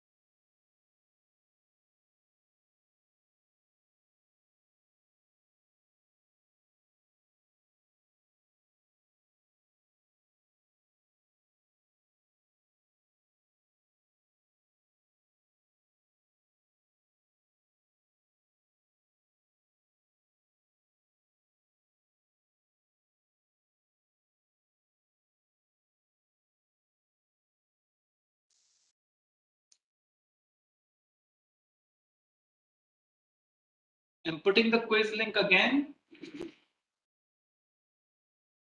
I see nobody has got full score, which is interesting.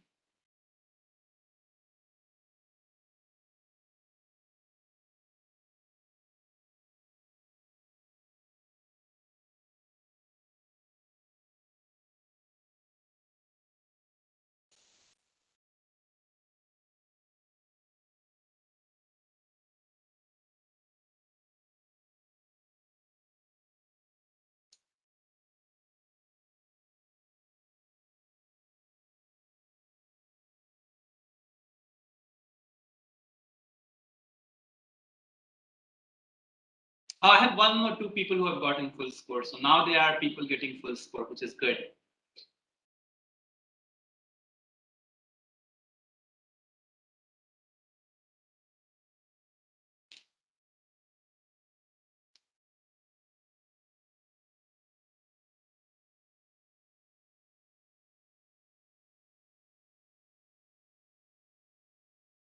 However, I must say that it doesn't matter what score you are getting.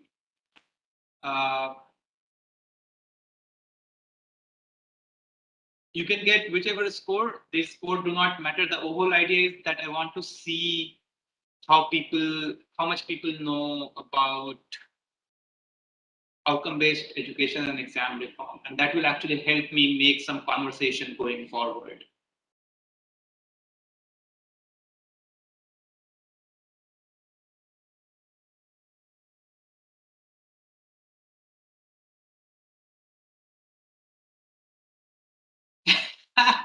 Yes, Priyadarshini, even if you get a 0 out of 20, you still get the certificate. Your quiz scores are only for me to see how much you know about exam reforms. Remember, Dr. Janardhanan was talking about formative assessment before we went for a little break. And the idea was to see that the reason why we do formative assessment is just to check how much your students know about the course content. Because if they already know a lot, you can move to the advanced level. If they do not know a lot, you need to start off at the basic level. So that is the whole concept here, right? It doesn't matter what score you got.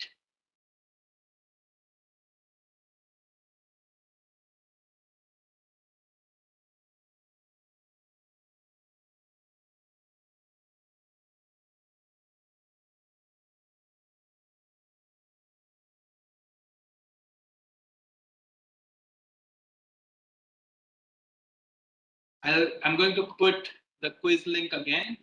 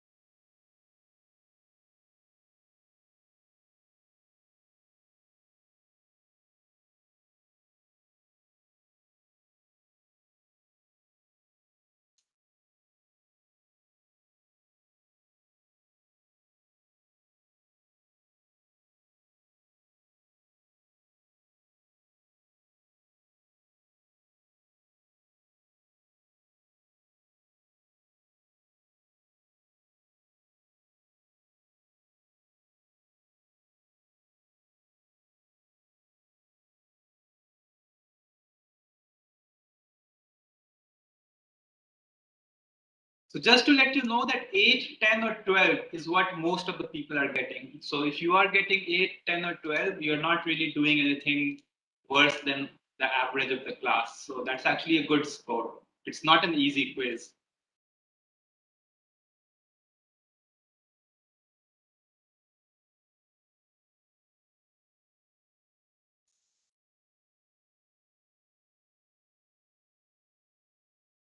Okay, so we will get started at this point. Let's first,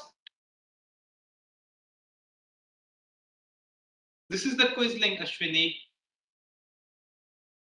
Prashant, I've just put the quiz link again.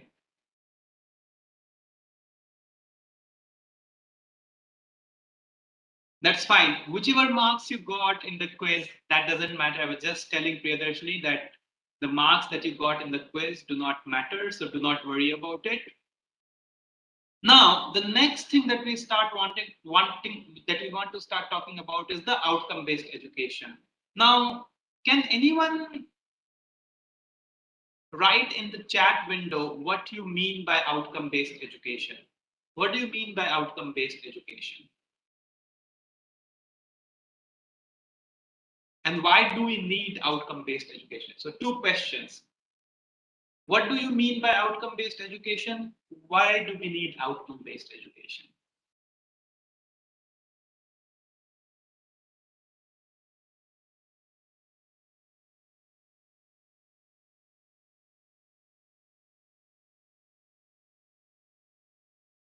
I will need more details. If people write one-word answers, I do not know what you are trying to say. So if you're answering a question, please tell me more details. I can't frame full sentences if I only see a word.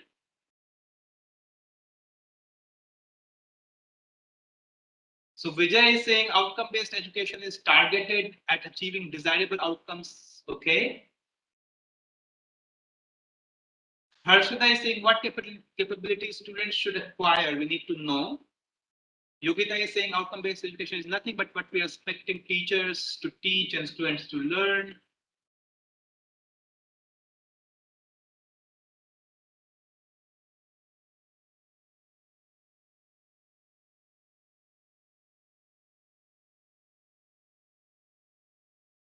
Not exactly, Prashant. So not exactly. So Prashant is saying after completion of the program, students should be able to articulate the goals or objectives of the program. So not exactly articulate the goals or objectives, but actually meet the outcomes, attain the outcomes that the program has. So basically the whole idea is, as the name suggests, outcome-based education. The whole concept is centered around students achieving certain outcomes. When they finish their undergraduate degrees, what is the outcome that they will achieve, right? So for example, even we can talk about outcomes for your own exam reform 3-day course, right? When you finish this 3-day exam reform course, what are some of the outcomes that you will have? What are some of the outcomes that you will exhibit? Or what are some of the outcomes, some of the learnings that you will already have, you'll be able to exhibit, right? So that is what the whole concept of outcome-based education is. Now the question arises, why do we need outcome-based education? What is the benefit of outcome-based education?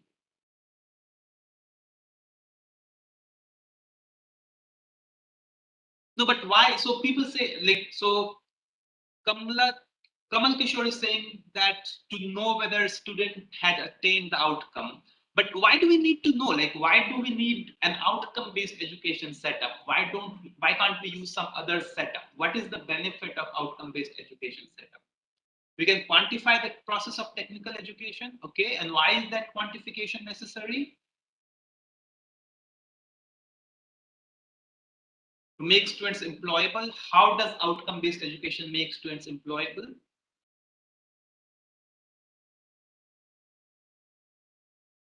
Sandeep is saying it creates a clear expectation of what needs to be accomplished by the end of the course. So that's a good point. It makes very clear what needs to be accomplished. But what is the benefit? Like, what is the benefit of all of this? Quantifying outcomes, clearly measuring student learning. What are the benefits of this?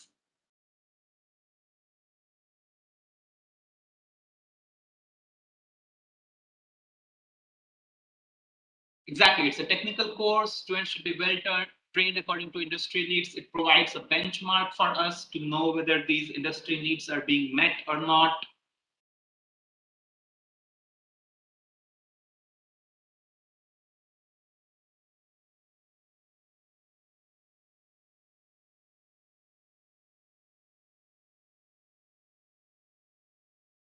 Value addition as per the need of the industry.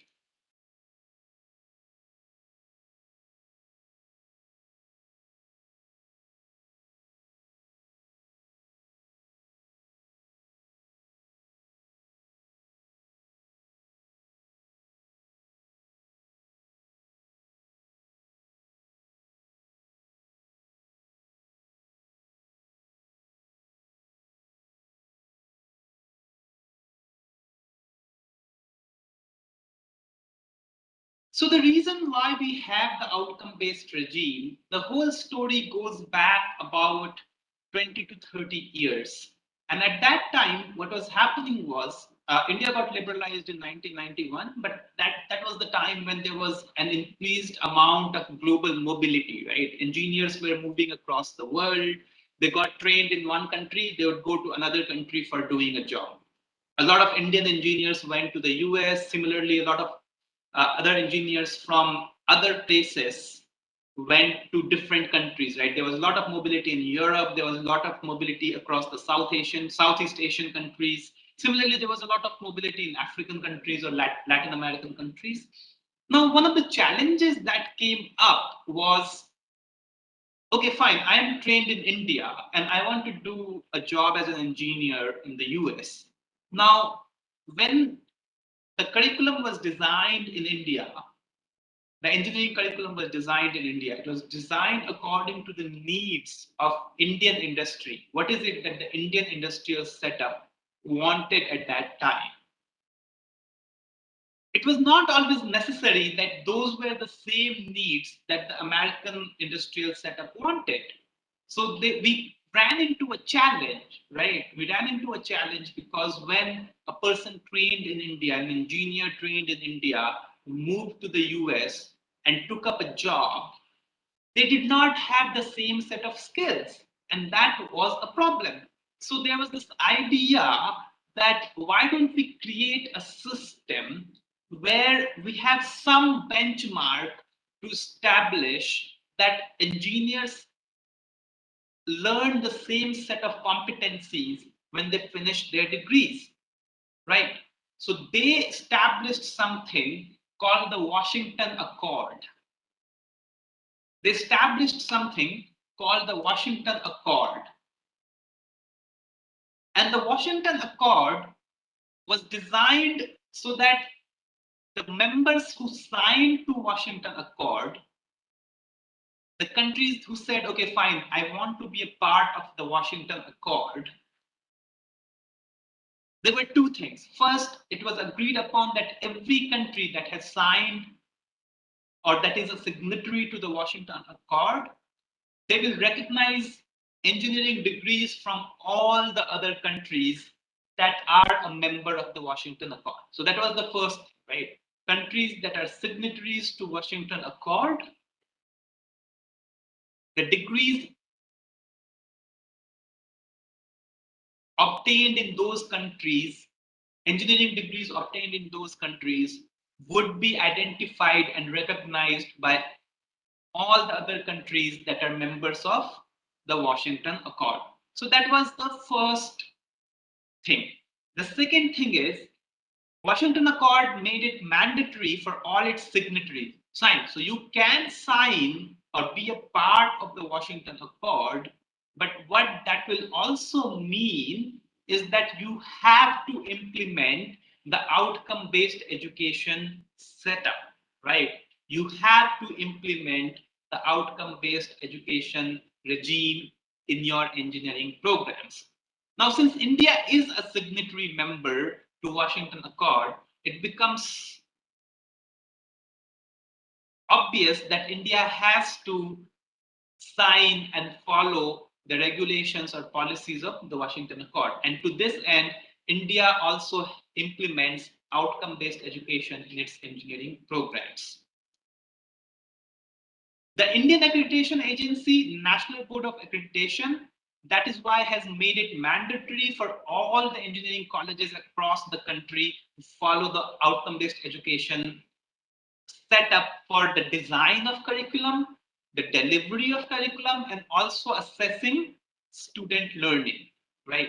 So how the curriculum is set up, what courses are there, what course activities are there, what learning activities are there. So all the things that go in curriculum design and delivery, and also how do we assess student learning, everything has to be centered, keeping in mind the outcomes that students need to achieve when they finish their engineering program, right? Now this is bifurcated into multiple parts because now this whole engineering degree is at a very high level. That's a 4-year degree.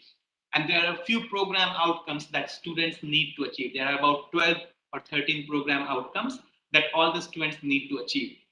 However, each engineering degree is made up of or is comprised of various courses, right? There are about 6 or 7 courses in each semester. That makes it around 45 courses or something more or less. I don't know what the current number for engineering colleges is, but around 40 to 45 courses that students have to take, 45 semester long courses that students have to take to complete the engineering program. Now, all of these program outcomes are now mapped onto the course outcomes, right? So how are these courses related to the program outcomes? Prashant, I'm not using any presentation as of now. I'm just talking.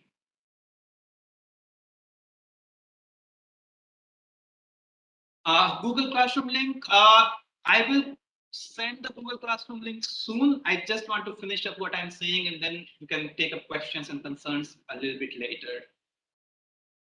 Okay, so the idea was that we want to map each of the courses and the course outcomes to the program outcomes, right?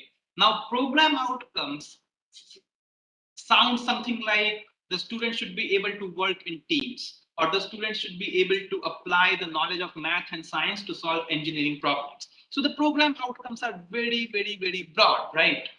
However, how do we map them to course outcomes, and then how do we map them to exams? Now, one thing that has happened and is widely being recognized at the Indian universities is that we as a country are very good at implementing the curriculum changes according to the outcome-based education OBE framework. We are doing curriculum changes, curriculum design according to the OBE framework. We are connecting curriculum components, course activities to the program outcomes. However, we are not putting a lot of emphasis on assessing according to the outcome-based education framework. We are saying, okay, these are the outcomes that students need to get. This is how we need to design a course activity, and this is how a course activity will lead to this outcome.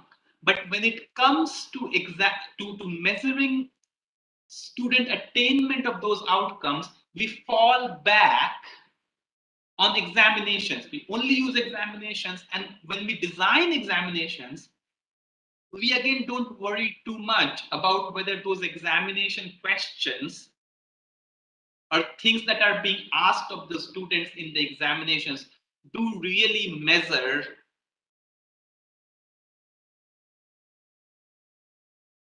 the course outcomes or the program outcomes around which the course activities were designed. So that is one of the issues, and that is why we are having this session on examination reforms, to think about how to set up exam papers that can be mapped to these program outcomes. Now, does that make sense to everyone? Any question about this? Any question about why we need exam reforms and why we need outcome-based education scenario?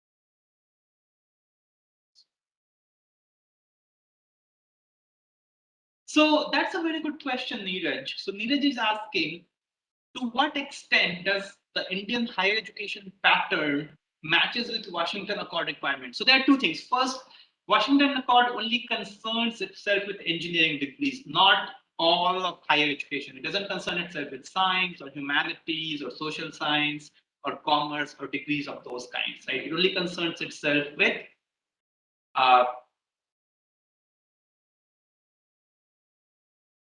engineering degrees. Now, the next thing to keep in mind is Washington Accord says that all we need is these outcomes that need to be attained by the graduates in a certain program. It's not any more prescriptive than that. It doesn't say what activities students should be doing, what kind of courses students should be having. It doesn't say any of that. It says as long as you meet these, it is fine. Now, what happens next is at each country, at the country level, we have accreditation boards. So I used to work in South Africa before I came to India, and we had EXA, which is Engineering Council of South Africa, which is the same as National Board of Accreditation in India, which is the same as ABET in the US. For those of you who have heard of ABET is the same as NBA, National Board of Accreditation in India, which is the same as EXA, Engineering Council of South Africa, excuse me, in South Africa, right? So what happens then is these accreditation agencies at the national level have the responsibility to ensure that the colleges, the engineering colleges, are following the outcome-based education pattern. They are designing their curriculum according to the OBE framework. And that is where, and from that observation, it was found that a lot of colleges in India are definitely designing their curriculum according to the OBE framework. However, what they are not doing is they are not implementing assessment according to the OBE framework. So that's the only difference here. Now, somebody said, what happens with other students? So students who are studying other things, usually we don't have a global benchmarking system for other disciplines. As far as I know, we don't have global benchmarking system for other disciplines.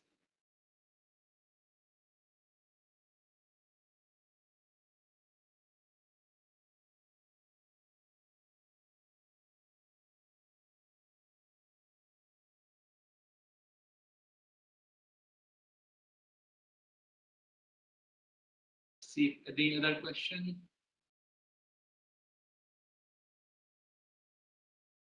Aman, I don't know if there's a global benchmarking system for pharmacy. To my knowledge, it is not, but I'm not entirely sure. There might be a global benchmarking system for pharmacy. I'm just not aware.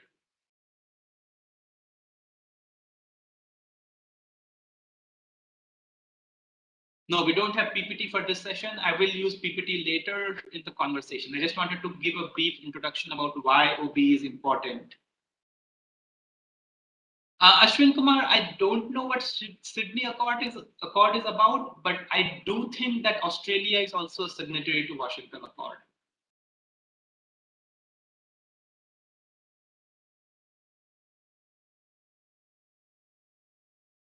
Okay, so now moving forward, so what happens is we have all these outcomes, program outcomes that are there.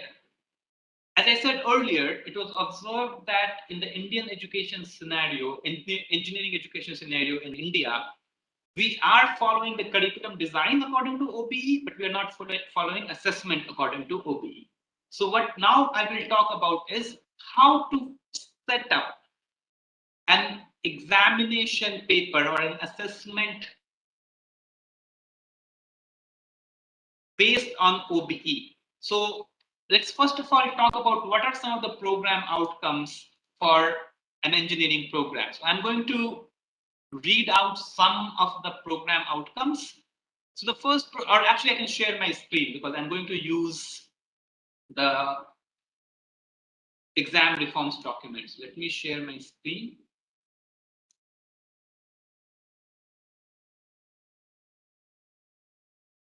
Please let me know if my screen is visible. Yes.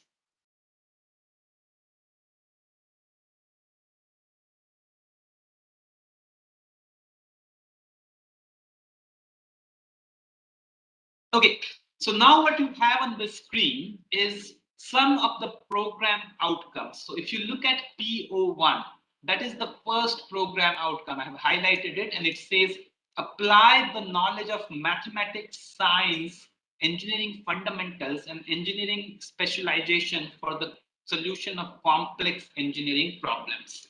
Right. So apply the fundamentals of mathematics, science, engineering fundamentals, and okay, let me increase the font size. How about now, Abhijit? Is that good?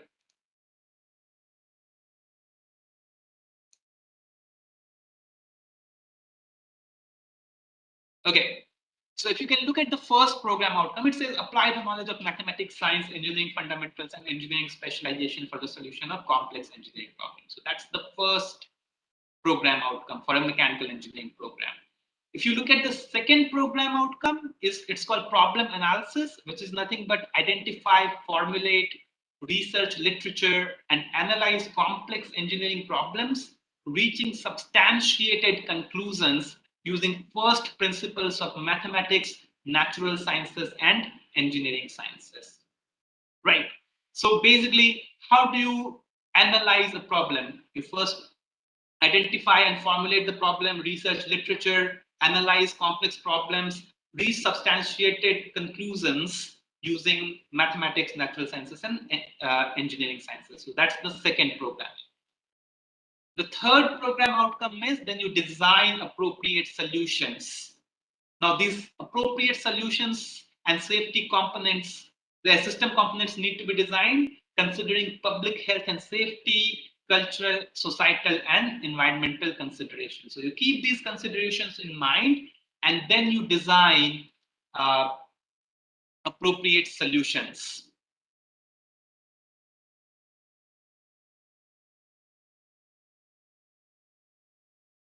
The next program outcome is to conduct investigation of complex problems, right?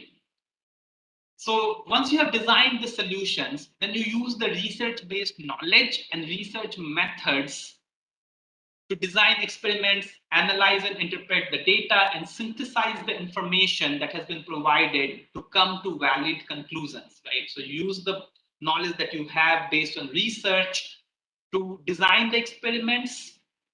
You analyze and interpret the data that you collect out of those experiments, and then you synthesize the information to come to valid conclusion. The next program outcome is to be able to decide which tool to select. So basically it's modern tool uses. So you decide which tool to select, then you create and apply appropriate techniques and resources and tools to complex engineering problems, right? So you decide which tool to use. And now these tools do not always need to be physical tools. Sometimes they can be software, sometimes they can be statistical methods, sometimes they can be IT tools. So basically, you know which tool to use in which kind of problem, and you also know which limitations come with each of the tools. The next program outcome, and now we are moving a little bit away from the technical domain and we are coming to the social domain, right? So the next program outcome is to apply reasoning informed by contextual knowledge of societal health, safety, hygiene, and cultural issues, and the consequent responsibilities relevant to engineering profession, right? So now you have designed a solution, but you have to think about, okay, how is this solution going to impact the health of the people?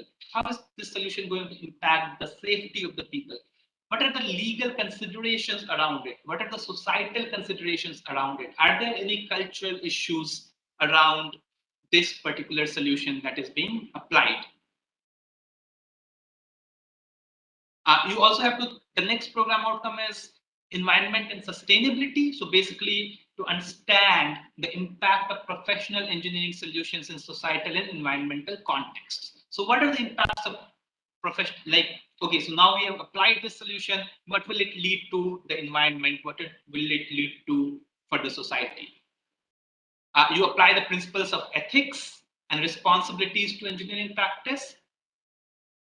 The other program outcome is to work as an individual, but also work as a team member, right? So you should be able to work as an individual, contribute individually to diverse set of teams, should be able to lead and to follow and work in multidisciplinary settings. So you can't just say that I'm only going to work with mechanical engineers, or I'm going to only work with civil engineers, or I'm only going to work with chemical engineers. You should be able to work with a diverse set of people in terms of disciplines or cultures.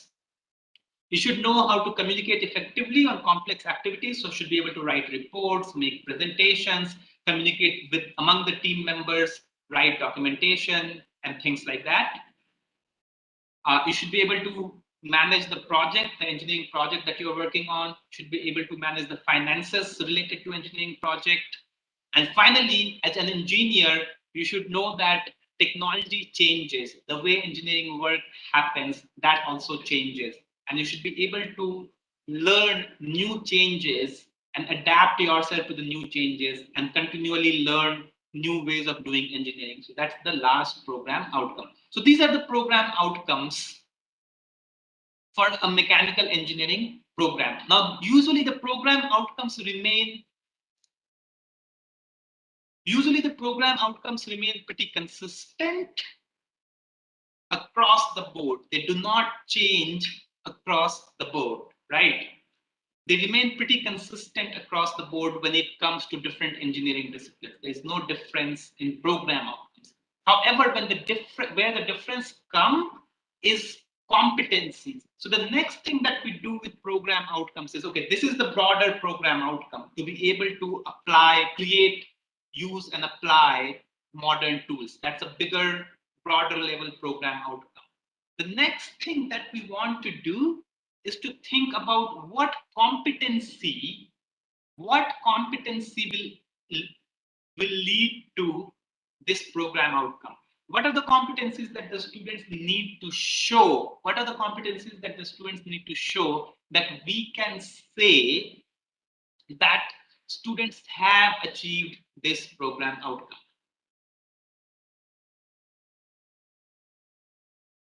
Let me actually look at a few chats.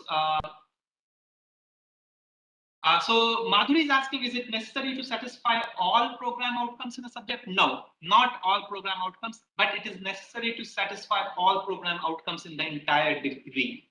You can choose a few program outcomes in a particular course, right? So the way it works is your courses map to your degree program. So each course addresses a few program outcomes. Lakhandev is asking, we are not able to maintain question papers as per OBE due to lack of awareness and other issues. Kindly explain some kind of processes to minimize this. This is what we are going to just go into. Give me a few minutes and we'll start talking about it. And tomorrow we will actually tomorrow we'll actually talk a little bit more about how to design question papers based on this.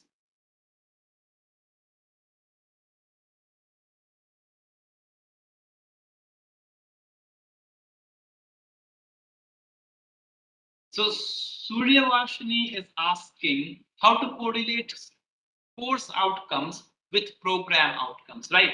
So each course has a certain outcome, right? Now you think about which of the program outcome it matches. So if it's, let's say, a network theory course. So at the end of the course, think about what is it that the student should be able to achieve.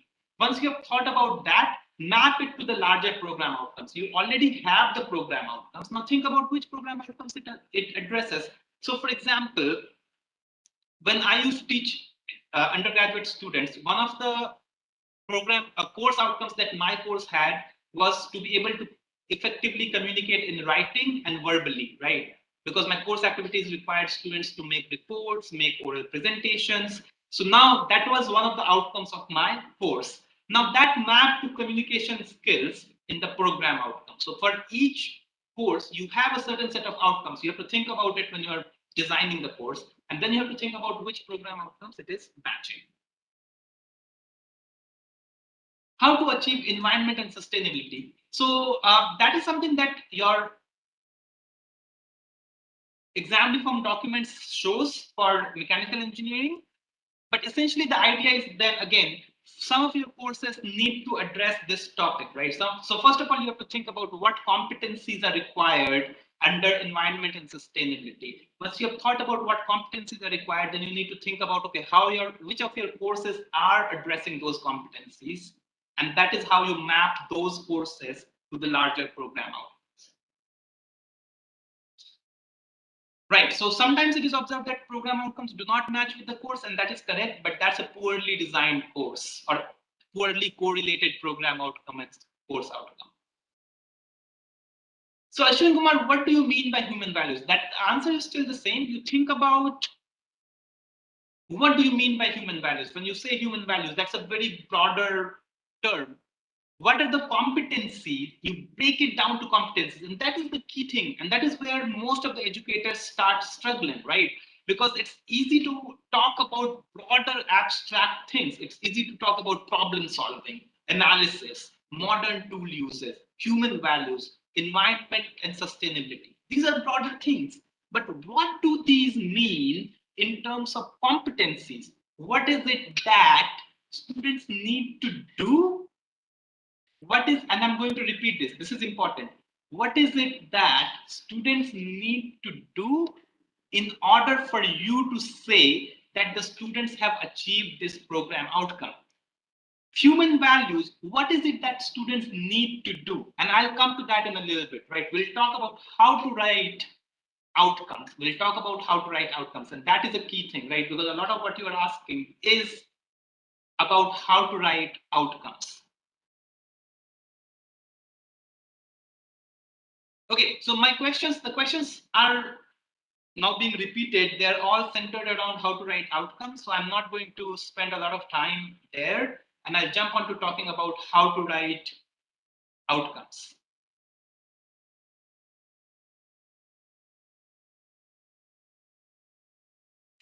So there is no higher PO, right? That's the whole point. There is no higher PO. All of these program outcomes are equally important. They all need to be achieved. The question is to think about, okay, to what level each of the program outcome can be achieved in which level of course. And of course, when we are talking about applying math and science to solve engineering problems at the first year level, the level is relatively easier. When we're talking about the same thing at the fourth year level, the kind of activities that students do, the kind of competencies that we are talking about are different. That's the only difference. I don't know about MBA courses, Poonam. I am not aware of that. I'm sorry.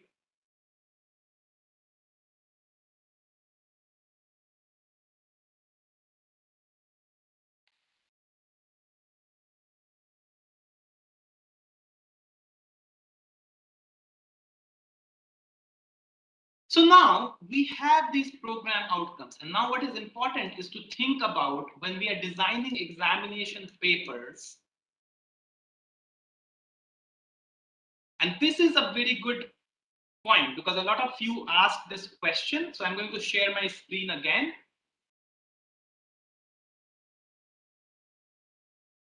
So everyone should be able to see this now. So if you see this is how the whole design of assessment should look like. As I said earlier, the curricular activities currently in India are designed well. There is no issue with designing of curricular activities. However, what has been found is that there are issues in designing. What has been found is that there are issues in designing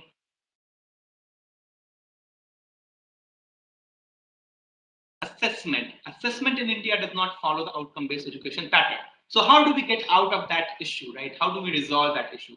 So we have program outcome. Here, let's say we have program outcome number 1.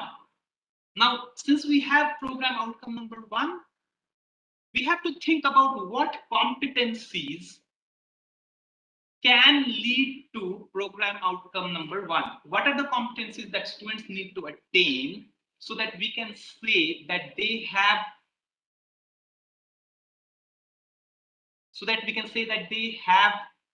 achieved outcome number 1. Now, once we have decided what competencies students need to attain, the next thing is to think about, okay, what are the performance indicators? What are the performance indicators that are associated with the competency? So if we say that the student has to demonstrate the knowledge of modern tools, okay, so that's the competency. Now, what is it that the students need to do? What is it that a student needs to do that that will serve as a performance indicator, right? What is it that the student needs to do? And that's the key point, right? And that is where the assessment comes into picture. That is where the assessment comes into picture. Now, what happens is, since a lot of our assessment, the Indian assessment is centered around examination, one of the challenges with Indian assessment system is that the higher levels of Bloom's taxonomy, like analyzing or evaluating, these things are not easily measured using examination. And that is a problem with the exam-based, a completely exam-based assessment regime. However, that is beyond the scope of our conversation right now, and we'll take it up when we talk about rubrics tomorrow. But for today, we want to talk about the exam-based assessment system. Right? We want to talk about how to design exams, right? And in that case, what is important is your exam questions need to be carefully designed that they meet the performance indicators, right? So if your performance indicator is that the student should be able to apply the law of gravitation to solve how a structure will work. And I'm just making it up because I'm not a civil engineer. So the student should be able to apply the law of gravitation to figure out how a structure will work. Your exam questions then should be actually testing that, right? So you started off with a program outcome, you came up with a list of competencies that need to be attained. From competencies, you came to performance indicators, and from there, you linked your exam questions to those performance indicators. So I'm going to scroll down and show you a relatively something that someone asked, like what does competency for sustainability mean? So this is program outcome number 7. It says the outcome is written as understand the impact of professional engineering solutions in societal and environmental contexts and demonstrate the knowledge of and the need for sustainable development. So that is your program outcome. Now there are competencies associated with it. There are 2 competencies associated with it. So if you look at 7.1, it says demonstrate an understanding of the impact of engineering and industrial practices on social, environmental, and in economic context, right? So what is the impact of engineering and industrial practices on the society, on the environment, and on the economy, right? Similarly, the second competency is to demonstrate an ability to apply principles of sustainable design and development. So how would you apply principles of sustainable design and development? So these are the 2 competencies. Now, what are the performance indicators? How do you know that somebody has achieved these competencies? The first thing is then the performance indicators come into picture. Then you have to break down competencies into performance indicators. Now, the first performance indicator for 7.1 is to identify the risk and impact in the life cycle of an engineering product or activity, right? What are the risks and impacts in the life cycle of an engineering product or activity? Now let's think about it.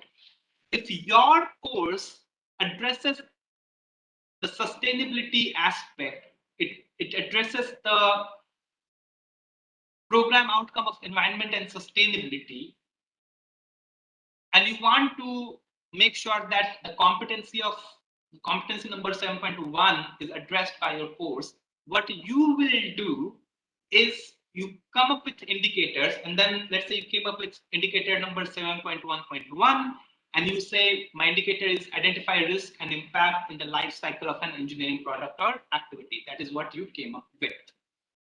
Now your exam question, when you are setting up the exam question, should actually ask students, it should give students an engineering product or describe an engineering situation where an engineering activity is happening.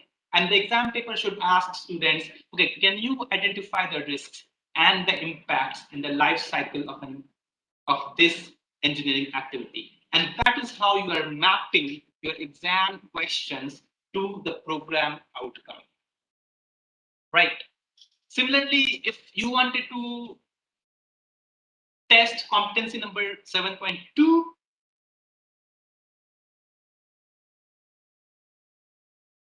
you have 7.2.1 and 7.2.2.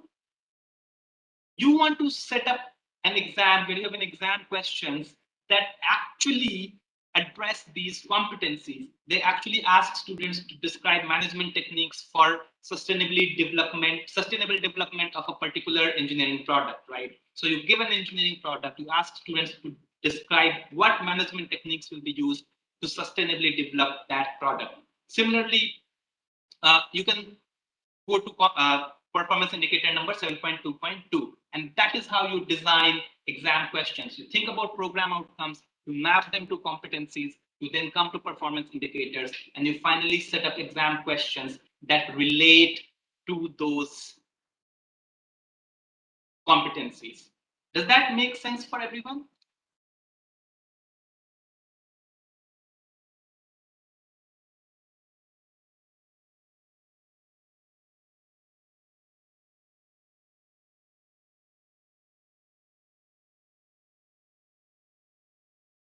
So there is a question in computer engineering, how to correlate human value theory of computation.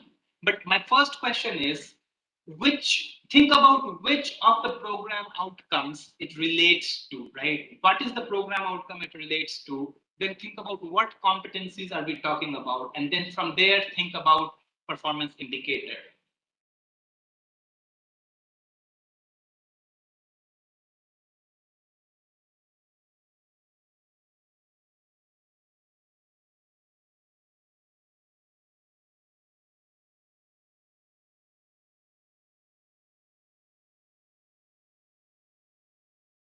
How to set up competency in Moodle? What do you mean by that? I don't understand that question. And then Neeraj is saying, sir, my suggestion is that every year, first, second, 2-month industrial training and exam for the third.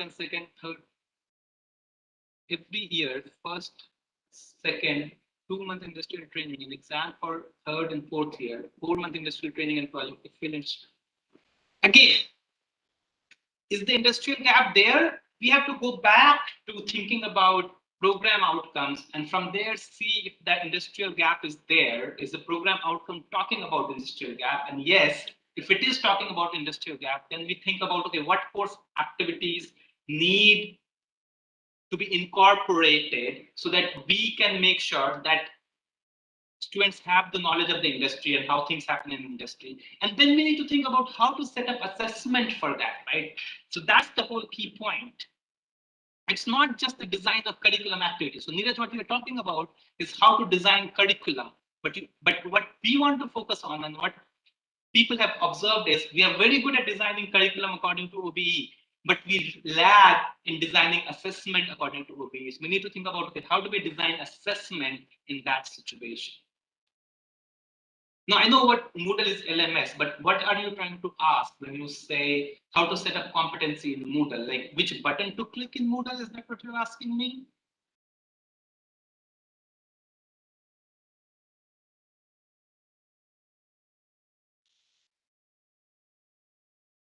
Oh, this is actually already shared with you on, because this PDF file is shared with you in Google Classroom.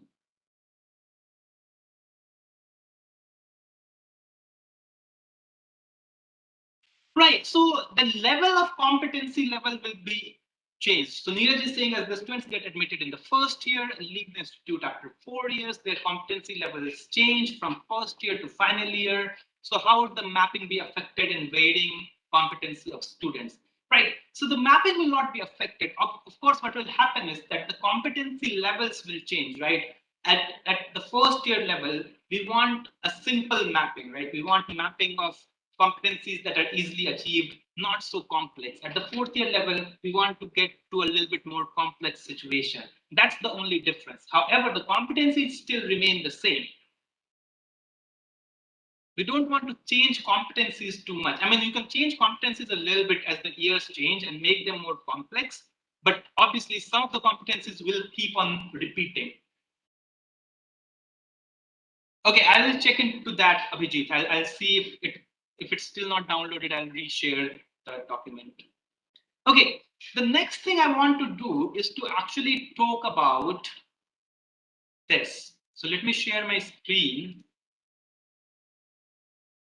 again. So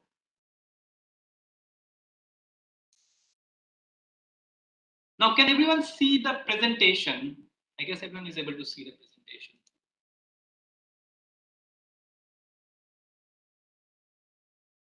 Slideshow from the current slide. Okay. Now, as I said earlier, the whole idea is that we want to start off with program outcomes. We think of what competencies are needed, and from there we think of what performance indicators are needed to measure each of the competencies. Now, why is it not going to the next slide?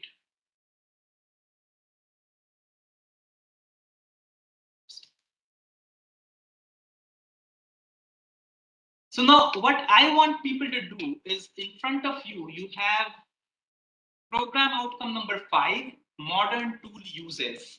I want everyone to think of at least 2 or 3 competencies that can go with modern tool uses. I want everyone to think of 2 or 3 competencies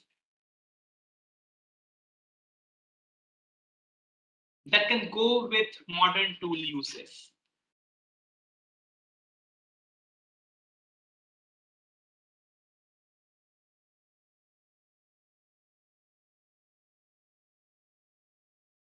Create modern tools. But that's not very different, right? Like if your competency is only one word additional to your program outcome, you will have a little bit of a challenge in then thinking about performance indicators. I want people to be a little bit more detailed. What can be some of the, again, there's only one word and you have just used modern tools from the program outcome. Think of a little bit more, be a little bit more creative here. What can be some of the competencies?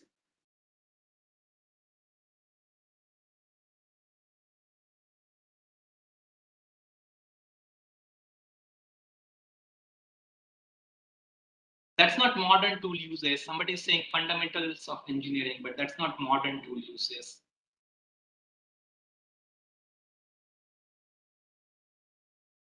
Improvement in processing using modern tool.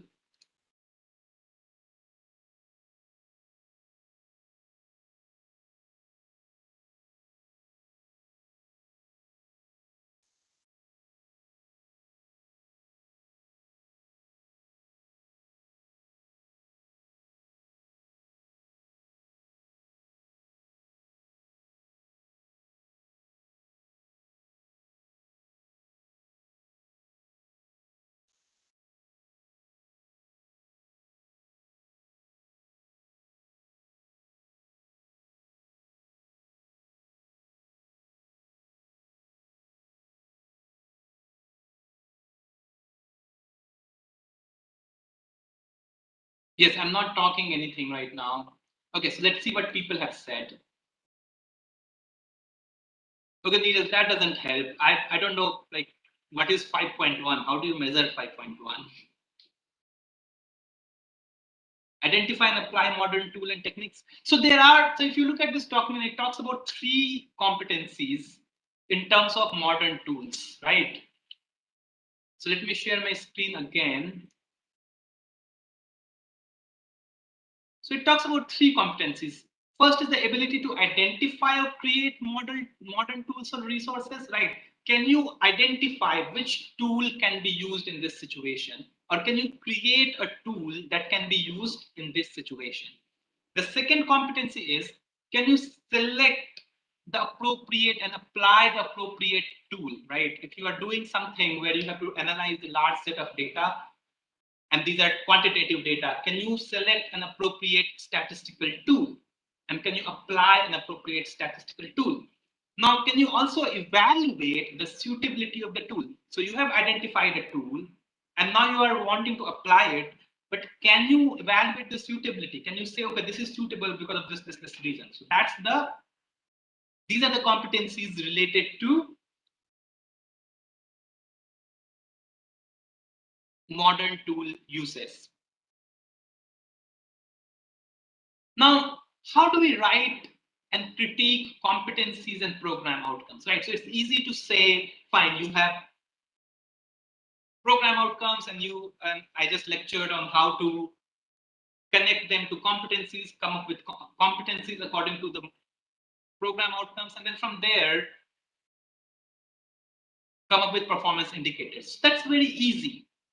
Now, how does one think about selecting or writing competencies and program outcomes? But before I go to that, I want people to see if there's any question.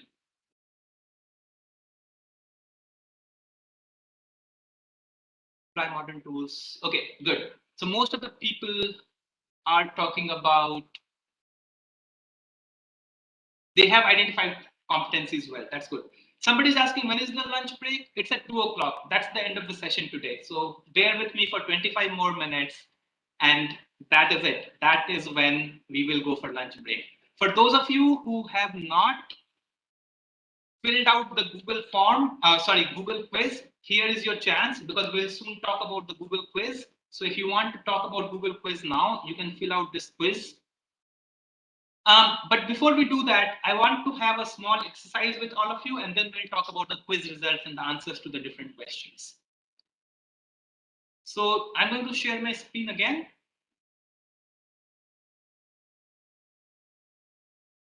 So you have seven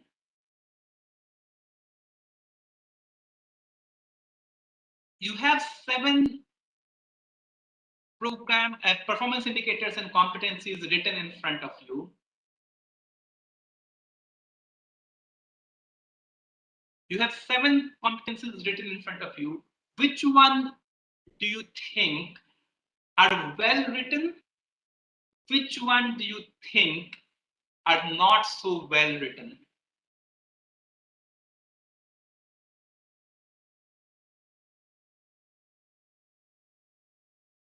You have 7 items in front of you. I guess everyone is able to see my screen. You have 7 items in front of you. Which ones are well written? Which ones are not well written? The ones you think are not well written, you have to tell why they are not well written. And the ones that you think are well written, you have to say why those are well written.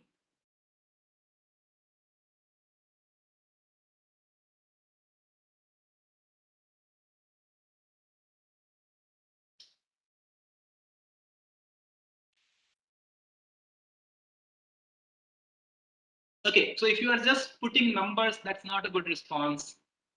If you are saying these are well written, you have to say which ones are well written.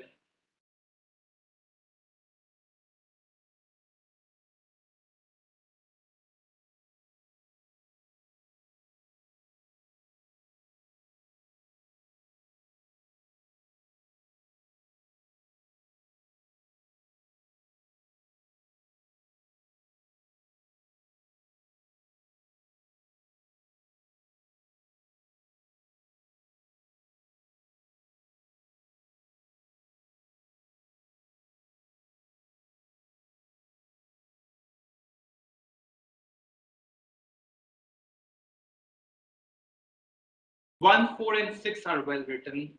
Why? Let's see what people are saying. Which ones? Can't read the chats properly. Let me stop sharing. Well written 1, 7, 6, no topic mentioned. I don't know what that means. I'm only going to read the ones that have an explanation for why these are well written. Because if you're not giving me a reason for why these are well written, I don't know what you want to say.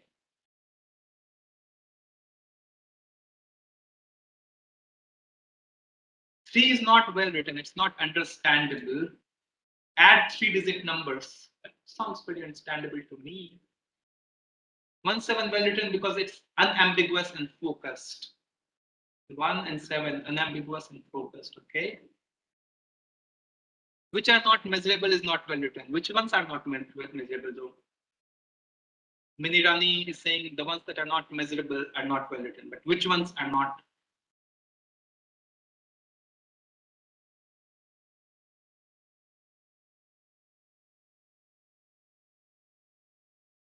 Bhargava is saying Dr. Bhavana Bhute is saying the words using the ones that use Bloom's taxonomy are well written, but I don't know which ones are using Bloom's taxonomy. 1 and 7 well written. Okay, I'm not going to read the ones that don't have a reasoning. 6 is not well written because the topic is not mentioned. Okay.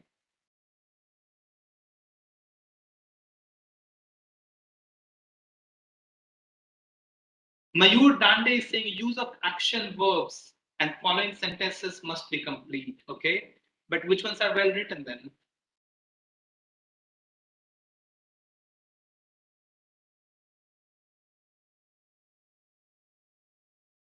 Right, so some of you are getting to it, right? Some of you are actually making correct. Some of your responses are actually correct, right? When you write competencies, you have to think about what is measurable, right? Well, not so much with competencies, but definitely with performance indicator, right? You have to think about what is measurable.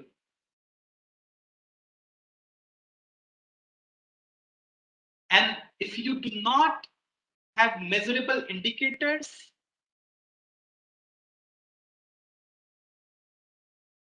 your competencies can still be okay. They can still be a little bit more vague, but your indicators definitely need to be measurable. So now if we look at the 7, right? So the first one is identify situations of unprofessional conduct. Identify. You give a situation and you ask students whether this is unprofessional conduct or professional conduct. Or you give 5 or 6 situations and you ask students, can you identify which one is unprofessional and which one is professional, right?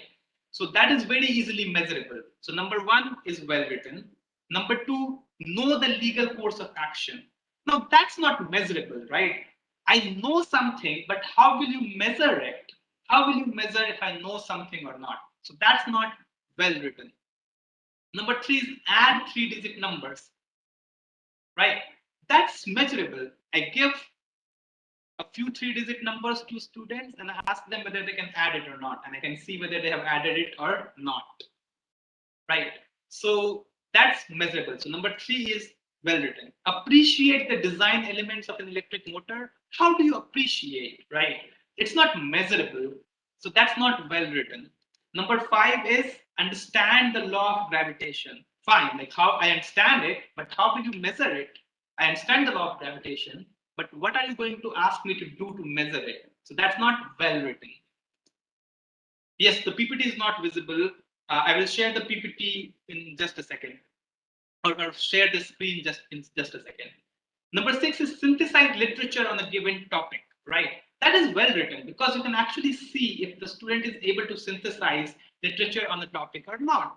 It's not difficult to check whether the literature has been synthesized on a given topic or not. So that's a well written performance indicator. 7th is list important parts of human body. That's a very well written competence performance indicator because it asks you to list important parts and you can see if somebody has been able to do that or not. So out of 1 to 7, 1 is well written, 2 is not, 3 is well written, 4 is not, 5 is not, 6 is well written, and 7 is well written. So 1, 3, 6, and 7 are well written here.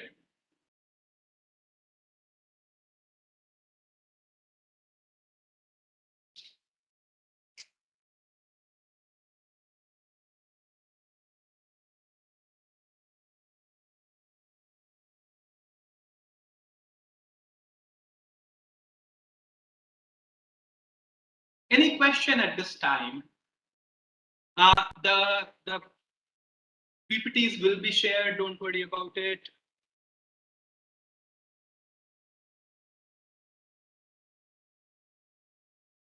Any question at this point?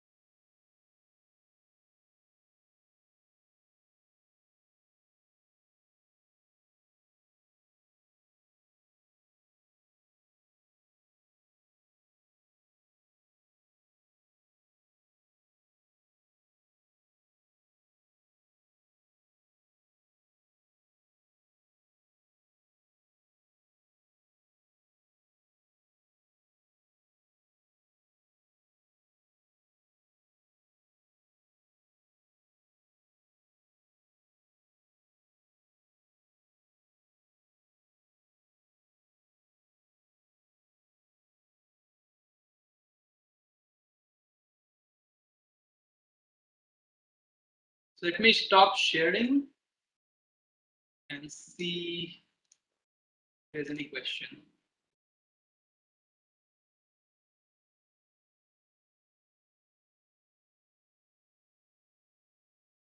Can a single course map all performance indicators? Yes. Why not?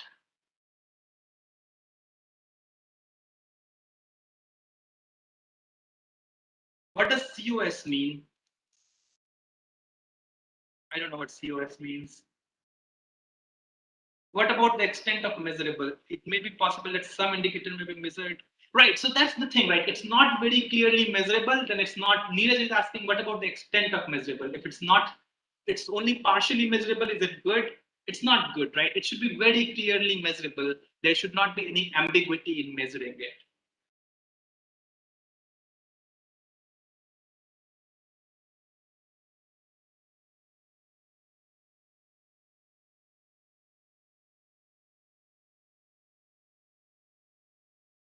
A course outcomes. Okay. So what is the question? Where is that course outcome question? Can you say the question again? Because I missed that question now. How to design a question paper to cover all course outcomes. We will look at a question paper design tomorrow. Although I would say that it's not always very wise to, I mean, yes, you can design a question paper to cover all course outcomes. Sometimes it is difficult, but it can be done. But it's definitely not very wise to make sure that your question paper meets all program outcomes. But again, you have to go from course outcome or program outcome to competencies, from competencies to performance indicators. And we will talk about it tomorrow. When we come to the session tomorrow, we will talk about it.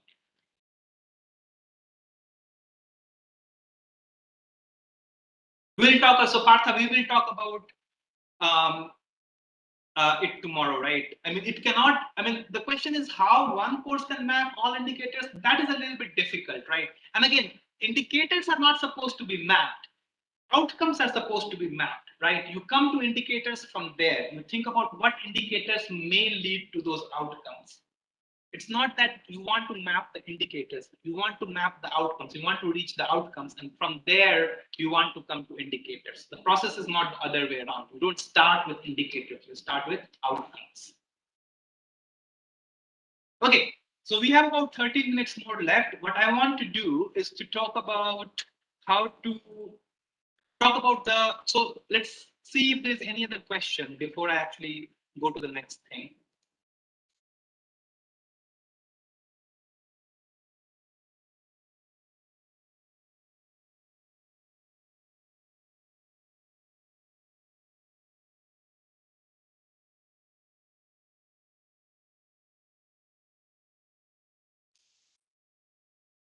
How to measure lifelong learning, and we will talk about it tomorrow. So again, think about what are some of the competencies, and if I look at this document, it talks about some competencies for lifelong learning, and these competencies are demonstrate an ability to identify gaps in knowledge and strategies to close these gaps. So one should be able to say that, okay, these are the gaps in my knowledge, and this is what I need to do to close this gap. And then demonstrate an ability to identify changing trends in engineering knowledge. So these are the changing trends in engineering knowledge and practice. Demonstrate an ability to identify and access sources for new information. Which sources can I use for new information? So these are the competencies, right? From there, one needs to figure out indicators and measure those indicators. So that is how you measure or meet the program outcome of lifelong learning. Partha wants to discuss a lot more. Sure, I'm going to put my email ID here. I do want to warn people that I might be a little bit slow in responding because we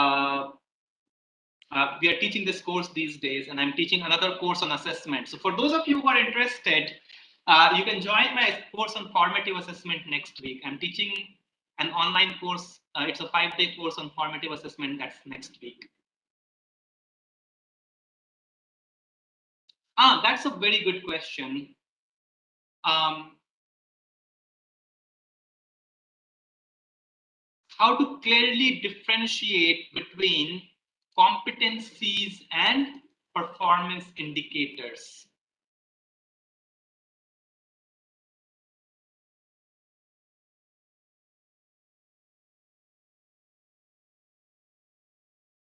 So basically, think of it this way, right? We do want to get at performance indicators, but instead of directly jumping from program outcomes to performance indicators, we just create an intermediate step. We just create an intermediate step and say, this is a competency that can be achieved that will lead to this program outcome or course outcome. So competencies are nothing but intermediate steps in coming to performance indicators. That's the only difference between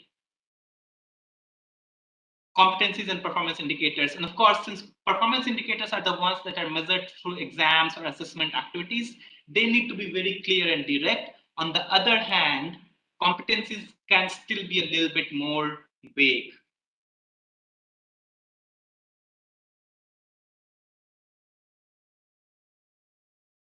Thank you, Sandeep. Registration link for the course. Let me see if I can find the registration link for the course. Where is that? Okay.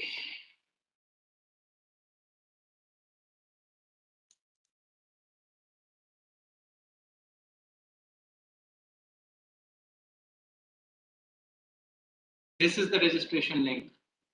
For those of you who have still not registered for the course, please use the registration link.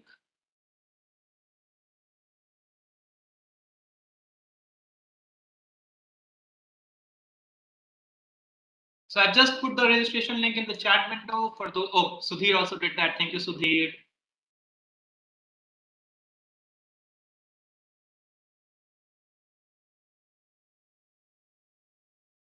And thank you for those who are putting the classroom code as well.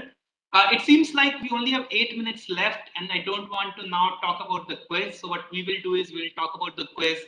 Actually, for those of you who have not yet completed the quiz, the link is on Telegram, but I'm going to put the link here as well. Please do complete the quiz, and we'll talk about the quiz results and the answers to the questions on the quiz tomorrow. I have about 8 more minutes left, so you are free to ask me any question about assessment. Anything that was not clear in the session today, first by Dr. Janardana and second by me, you can ask me any question there. If there's anything else. Today, will you give any assignment? Today's assignment is the quiz Mayumi. If you completed the quiz already, that's great. If you didn't complete the quiz, please make sure that you complete the quiz.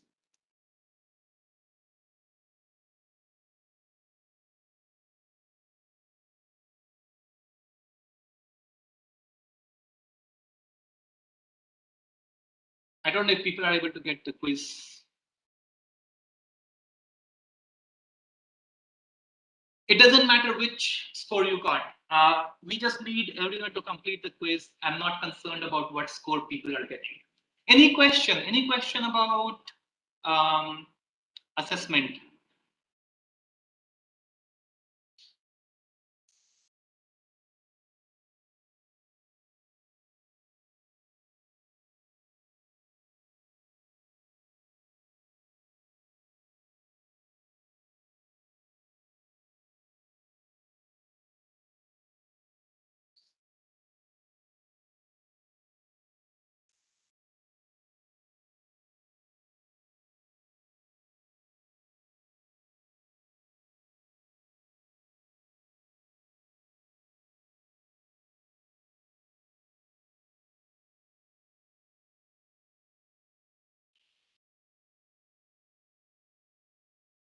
So the key takeaway from here is that there are graduate attributes. So first of all, we have this Washington Accord that wanted people to have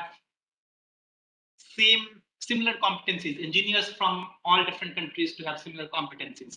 Now for that they said that, okay, we want to go to outcome-based education model, where they came up with graduate attributes, and from those graduate attributes, they said these are the outcomes that each of the all the graduates in engineering programs should have. Now those program outcomes are now mapped into course outcomes. One of the things that came up in Indian scenario was that we were very good at designing courses with proper course outcomes that map to program outcomes, but we were not great at assessment of those program outcomes and course outcomes. And hence this whole examination reform topic. Now the next thing was, once we have course outcomes and program outcomes, how do we assess those? So we follow intermediate steps. We break down course and program outcomes into competencies, and we break down those competencies into performance indicators.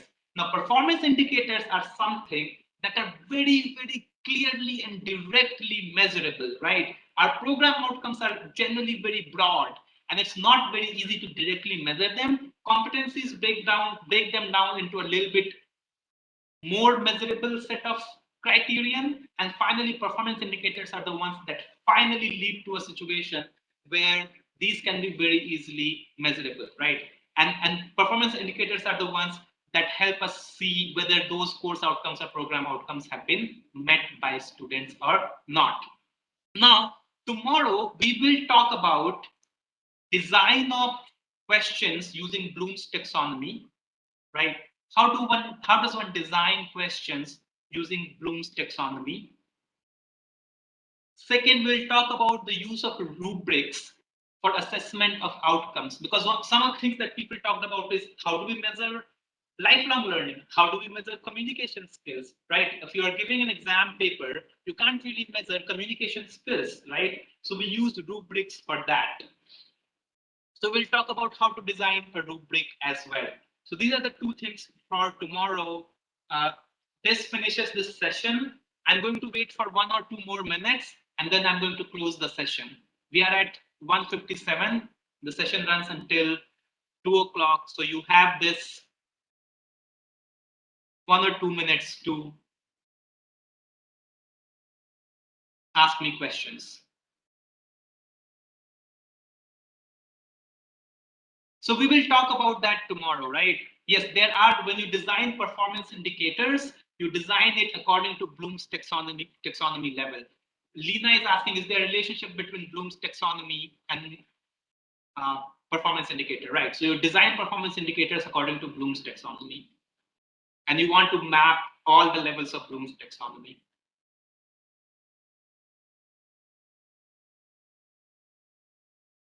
I will check with the AICTE to see if there's recordings for this session that can be made available to the participants.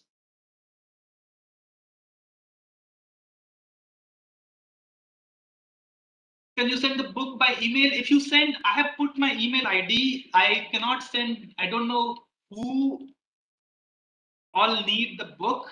So I'm putting my email ID. If anyone individually needs any support, right? If you want a resource that you need from me or the book that you need from me, I'm happy to send that to you. Just send me an email. quiz link. I just put the quiz link again. So let me put quiz link here. No. You have to email me. You have to email me. Don't put the email here. You email me that please send me the book and I'll send you the book. And this is the link of the quiz. Yes, there is an exam reform book that was released by AICTE in 2018, and I'm using that book to talk about this. Like we are using that book for these workshops.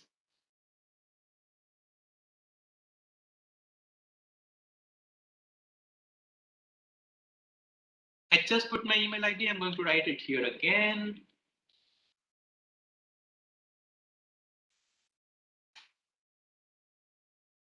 Okay, this is the last minute. Any last minute question before I close the session? The book is also available online. Please send me an email if you need any resource from me. Please don't write your email here. I can't do anything about that, right? If you need something, please send me an email. I will check with AICTE to check if there is recordings available for the participants.